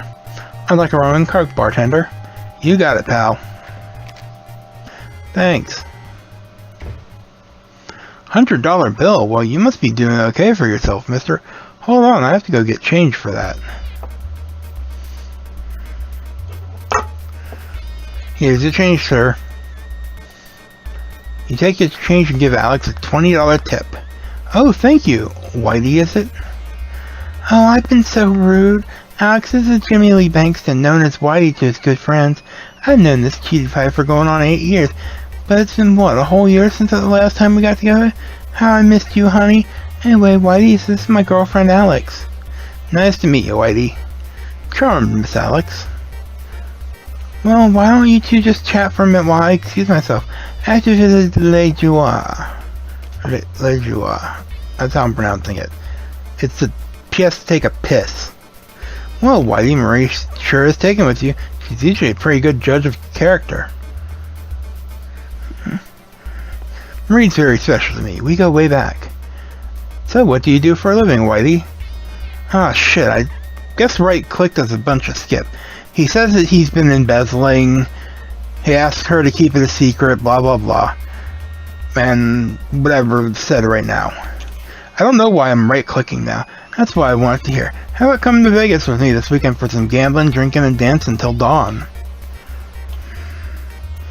Oh, Whitey, do you mean it? Oh, yes, I'd love to come with you. Oh, thank you. Oh, you two kids have fun. I have to get back to the bar. Okay, Alex. So, sweet cheeks, baby, how about a tour of my room? I thought you'd never ask. Let's go, lover.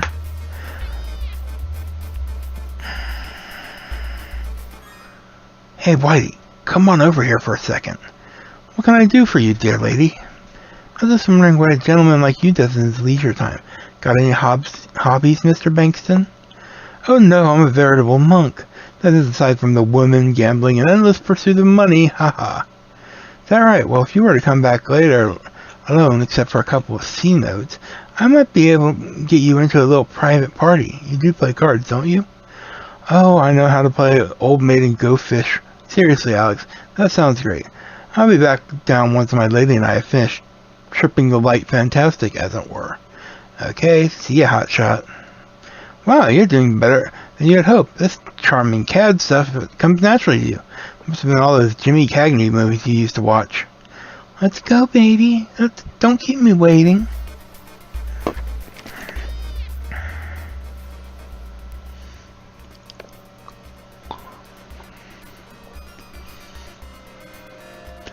I guess we automatically go to our room then.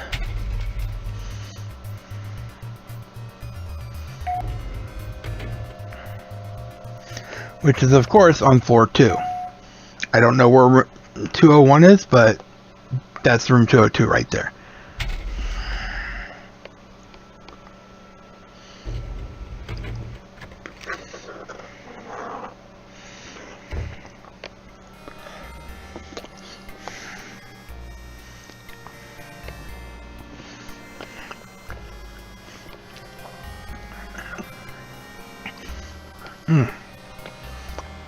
Mouse, honey, this is some fancy pad. Is the department paying for this? Every bit. Fortunately, I couldn't afford to stay here. Hell, on my salary, I couldn't afford a Motel 6. What up, brother? I don't want your money, honey. I want your love. That's what the department's paying, Bill. Let's order some champagne and strawberries from room service, huh?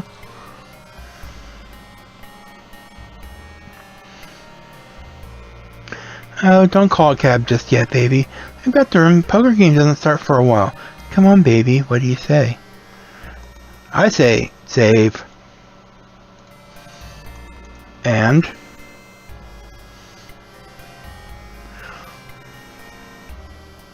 You spend the next several hours in absolute hedonic bliss with Murray.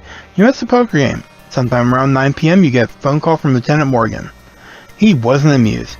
You were dismissed from narcotics and duly decided you'd pull foot patrol for the next 10 years. Next time, keep your mind on business and your hands to yourself. It was everything you ever imagined. Unfortunately, Lieutenant Morgan called you just as Marie was calling on her maker. Her foot knocked the phone off the hook, and the rest is history. In fact, your career is history. So, can I talk to her? I actually don't know if I can talk to her. Marie, I like you a lot, and don't think I wouldn't love to, but I can't. I'm on duty. Besides, I'd like to get to know you better first, you know? Geez, Sonny, you're the nicest guy I know. You make me wish I hadn't screwed up my life so bad. If I'd met a guy like you before, never mind. Anyway, you're probably right. I wouldn't want you to get in trouble. It's your phone. So what we want to do, You have to make 2 phone calls. Actually, I need to call a cab and get you out of here. Things could start to get dangerous. I guess 3 phone calls. We're supposed to call 411. LT&T operator, how may I help you? Yes, I'd love the number for the Lively Linen Cab Company. 6887. Just a moment, sir. The number is 555-6887. Thank you for using LT&T.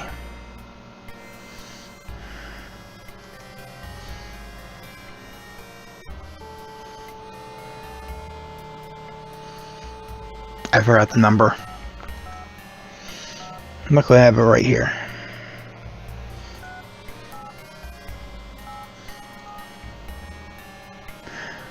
Lively Linen Cab Company, may I help you? Yes, please send a cab to the Hotel Del Foria right away.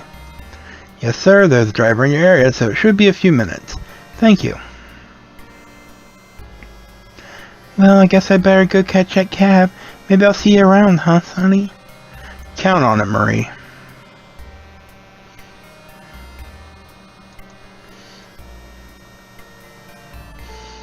And we need to call...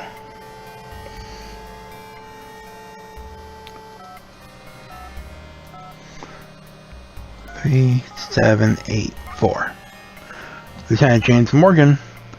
Lieutenant Morgan, this is Sonny Bonds. I've made contact with Alex Tinson and I've been invited to the poker game tonight. Good job, Sonny. Carry on, but carry on with caution. Yes, sir, I will. I'll expect you to report in after the game. Yes, sir. You just be careful. Goodbye, Sonny. Goodbye.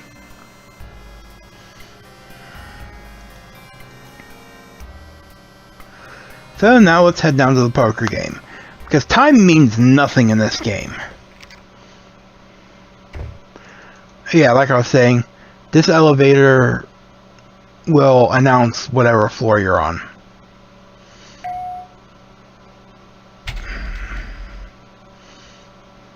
It's because it's a penthouse that needs a key. Button doesn't respond. Either button is broken or the 4th floor is off limits.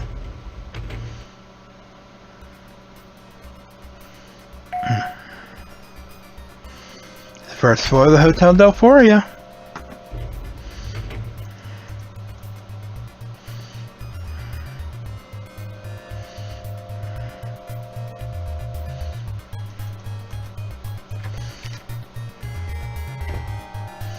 Hey there, Whitey. What can I do for you? Come take you up on that offer you made earlier, Alex. I'm in the mood for some sport. Okay, Whitey, you got it. Just give me the entry fee and I'll take you in.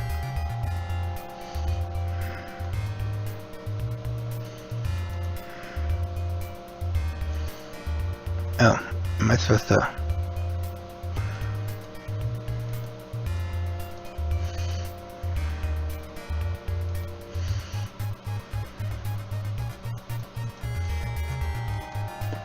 I'll be with you in a moment. There's your money. Slip Alex $200. She definitely pockets it. Okay, hotshot, let's go. Hope you're as good as you think you are. Honey, I'm better. Ha ha ha.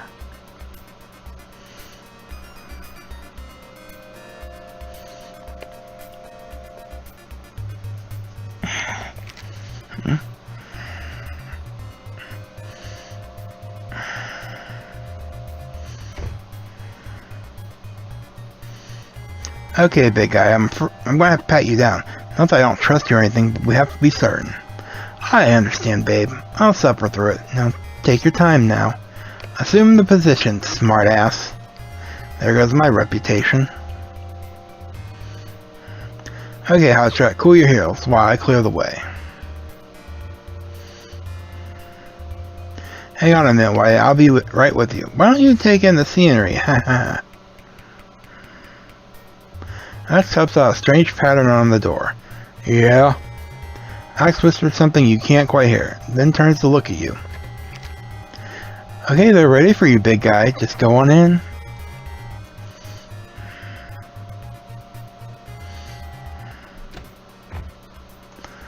Well, this place looks like a good seat. Hello, Mr. Bankston. I'm glad you could join us. My name is Frank Magpie, and these are my regular poker partners. Allow me to introduce you. Jimmy Lee Whitey Bankston. This is Otto Lipschitz. Hello, Mr. Bankson. Interesting look you have going on there. Nice to meet you, Mr. Lipschitz.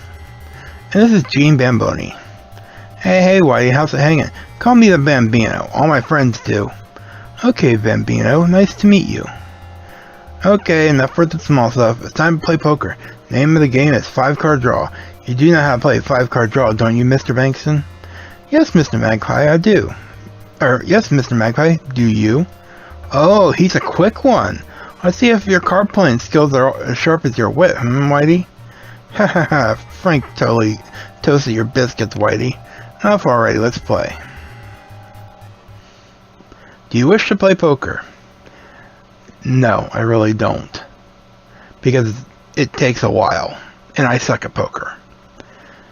So we get the option between no, but win anyway, and no, but lose anyway. You don't want to choose lose anyway, because you're just going to fuck everything up.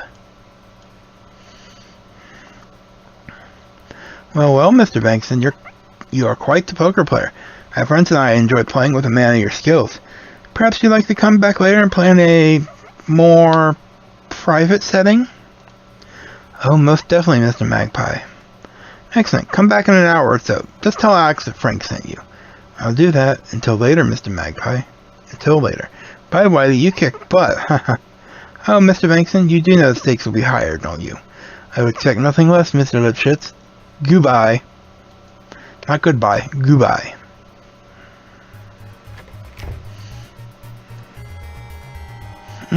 So now we need to go back and talk to Lieutenant Morgan.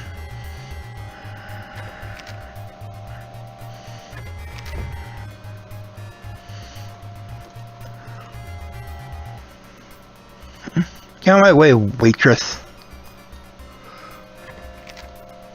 But yeah, if you're going for a full point, you need to play poker. Both times it asks you to play poker.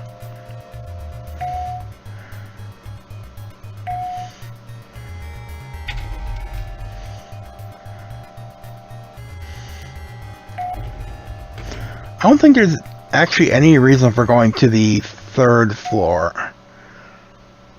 Except for shits and giggles.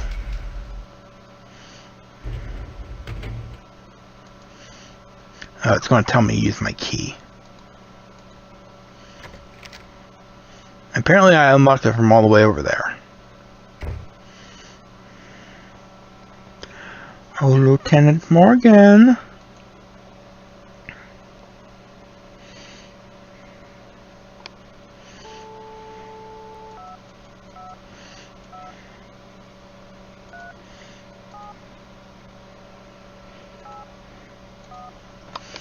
Lieutenant James Morgan. Hello, Lieutenant Morgan, this is Sonny Bonds. You sound cheerful, Sonny. I hope that means everything is going alright? Yes, sir, I went to the poker game and kicked, but, I did quite well. One of the sharks seemed to be in charge. He might be our man. They invite me to a second poker game later tonight. Very good, Bonds. A backup team is on their way. Wait for them. They're bringing you a transmitter and some more money. Remember, Bonds, you have to go in there unarmed. Act accordingly. In other words, use your head at all times. Yes, sir. I'll be careful. You do that, Sonny. Goodbye. Goodbye. In the original game, he was given a cane that the handle would detach and it would be a gun. I'm pretty sure that's how it worked. Regardless, you were given the cane. And the cane had a gun in it. So now we just gotta wait for a backup. Because, yay, waiting. You hear a knock at the door. Who is it? Candygram. Say what? Just kidding, Sonny. Lieutenant Morgan sent me. Did they spell lieutenant wrong? Jeez, where are the spell checkers? Seriously, I could get a job as a spell checker at any game company, probably. Not saying as braggy, but if what I more meant is, if you ever are a company and you need a spell checker, a permanent spell checker, I will do it. Hello, Detective Bonds. I'm Detective Danny Anglin. Glad to see you. Here, Detective Bonds, this is the transmitter. Let's put it on your shirt pocket and we'll be able to hear you and everyone immediately around you. It's one way, of course, so you won't be able to hear us. That way, we'll be able to track you wherever they might ask you to go after the poker game. Thanks, Danny. And here's another $1,000. We don't want you running out of funds in the middle of a poker game. Great, maybe I can even finish with a little more than I started. Which I probably have to get back to the department. Looks like you're all set. Remember, we'll be there. If you get in trouble, we're right behind you. That's good to know. Thanks. You bet. Good luck, detective. In the original game, like 3 people came in.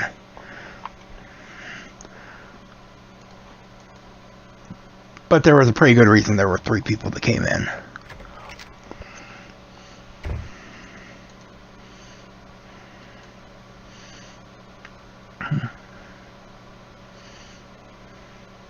So time for the second poker game.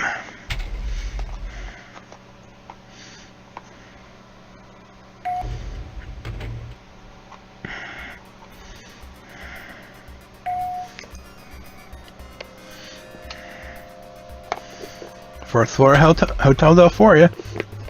Last time we have to use that elevator. Yay!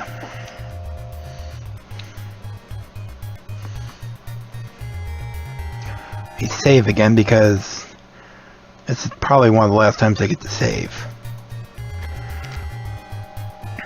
Come back, woman.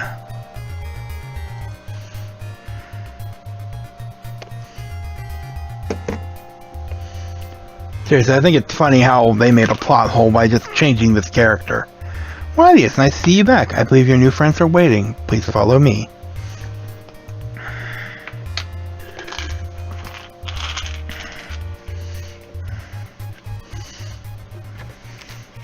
Ooh, that's a fancy new pen you got there. I actually think he was wearing a wire in the original, but I can't quite remember. It may have still just been a pen transmitter. Just let me tell him you're coming, then you can go on through. What, no search? I was looking forward to it. Oh, I almost forgot. Thanks for reminding me. Almost forgot. My dear Alex, I'm wounded. Why, honey, when you pat as many bods as I have, they all blur into one. Well, I probably won't forget that cute little rear of yours for a while. Excuse me for a minute.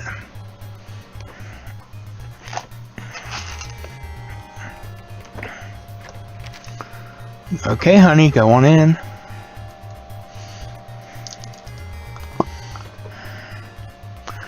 I was actually in the back room. Ah, welcome, my friend. You already know Otto, so I won't bother to introduce you. Haha. Your wit is devastating, Zamboni. That's Bamboni, Lipschitz. Bambino to my friends. You can call me Mr. Bamboni. Haha. Anyway, Whitey, Frank will be here any minute. Just hold on to your shorts. And that's more waiting. If you talk to them, they're like, don't talk to us.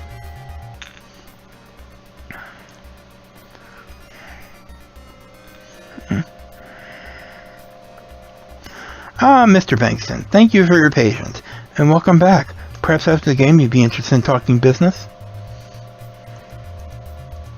I would like that very much, Mr. Magpie. Very good, gentlemen, shall we play? Yeah.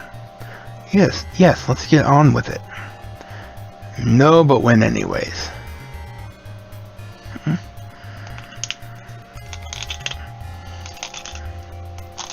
That's some mighty smooth card playing, Whitey. That's some fine poker playing, Whitey. Walk this way, Whitey.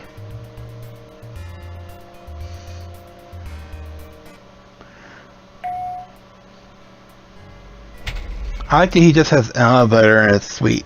Yes, this is the 4th floor, by the way. You play a good game of poker, Mr. Bankston. That proves me that you're sharp. There's something I want to tell you. My name isn't Frank Magpie. It's Jesse Baines. You may have heard the name before. No? Maybe this will help. Some of my men have coined an amusing little nickname for me. The Death Angel. Starting to sound familiar. Yes, I think so. You're becoming famous, Mr. Baines. Yes, unfortunately I've gained a little too much notoriety lately. Consequently, I just can't be too careful. I'm sure you understand the need for an occasional alias, Whitey. He knows. Oh yes, I know exactly what you mean. Of course you do, Whitey. I have a nice little operation here, as you may have noticed, and there's more going on here than meets the eye. I'm in process of expanding and could use a good man. This deal can be quite a lucrative deal. What I had in mind for you was a phone call. Excuse me for a moment, won't you? I'll take the call in the other room. Help yourself to a refreshment at the bar. I'll be back momentarily. Now, we're not helping ourselves to a refreshment at the bar. We're actually going to look at his phone.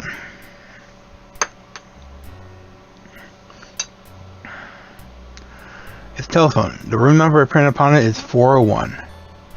Now we want to take our little transmitter pen. Backup. This is Whitey. Requesting code 3 immediately. My location is the top floor penthouse Hotel Del Floria, room 401. Repeat, room 401. 5 minutes later. And this is why they had 3 people in the original. Because those same 3 people were the ones that came out.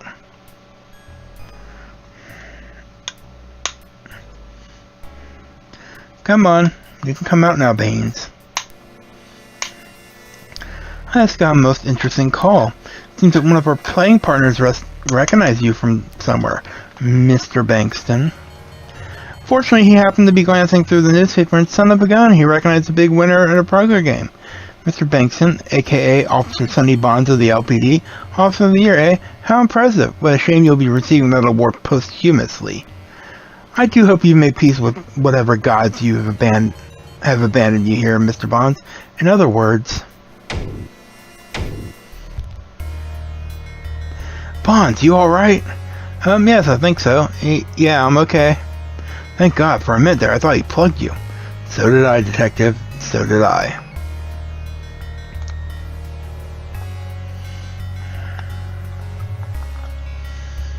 You got him. Death Angel is down. You feel an overwhelming sense of relief, but you can't help feeling well sick. You've never seen a man gunned down before. Unable to turn away, you stare at Jesse Baines' broken body, and notice the slight rise and fall of his chest. Detective England, call for an ambulance. This man is alive. I already did, Detective. It's on the way. In the distance, you hear the wail of a siren. You think it could just as easily be coming for you instead, Jesse Baines, and you're suddenly very tired. You've done it, Detective Bonds. For now.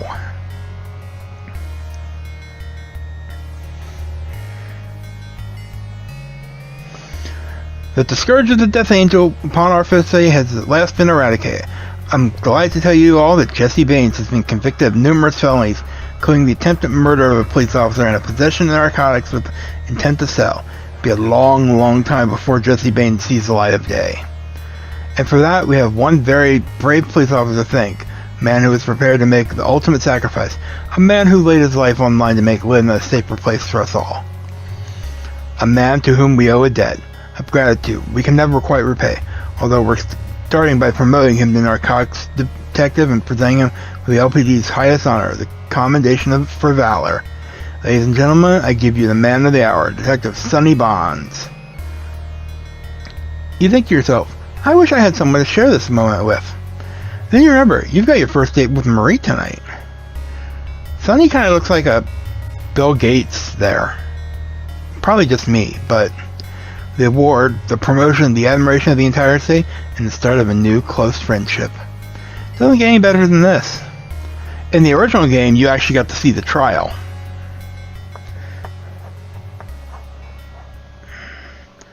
But, well, that is it for Police Quest 1.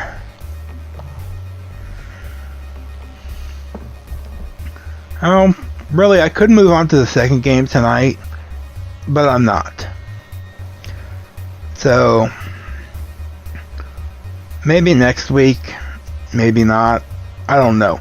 I seem to have trouble getting to the second game in most of the series I play here. But, I mean, like Quest for Glory last week, the second one is kind of a pain to do timed, because it runs on a very strict timer. And I can get enough power in that game to just overpower everything. But Police Quest 2, that would work. I still need to play Leisure Suit Larry 2. What game did I play the second game of?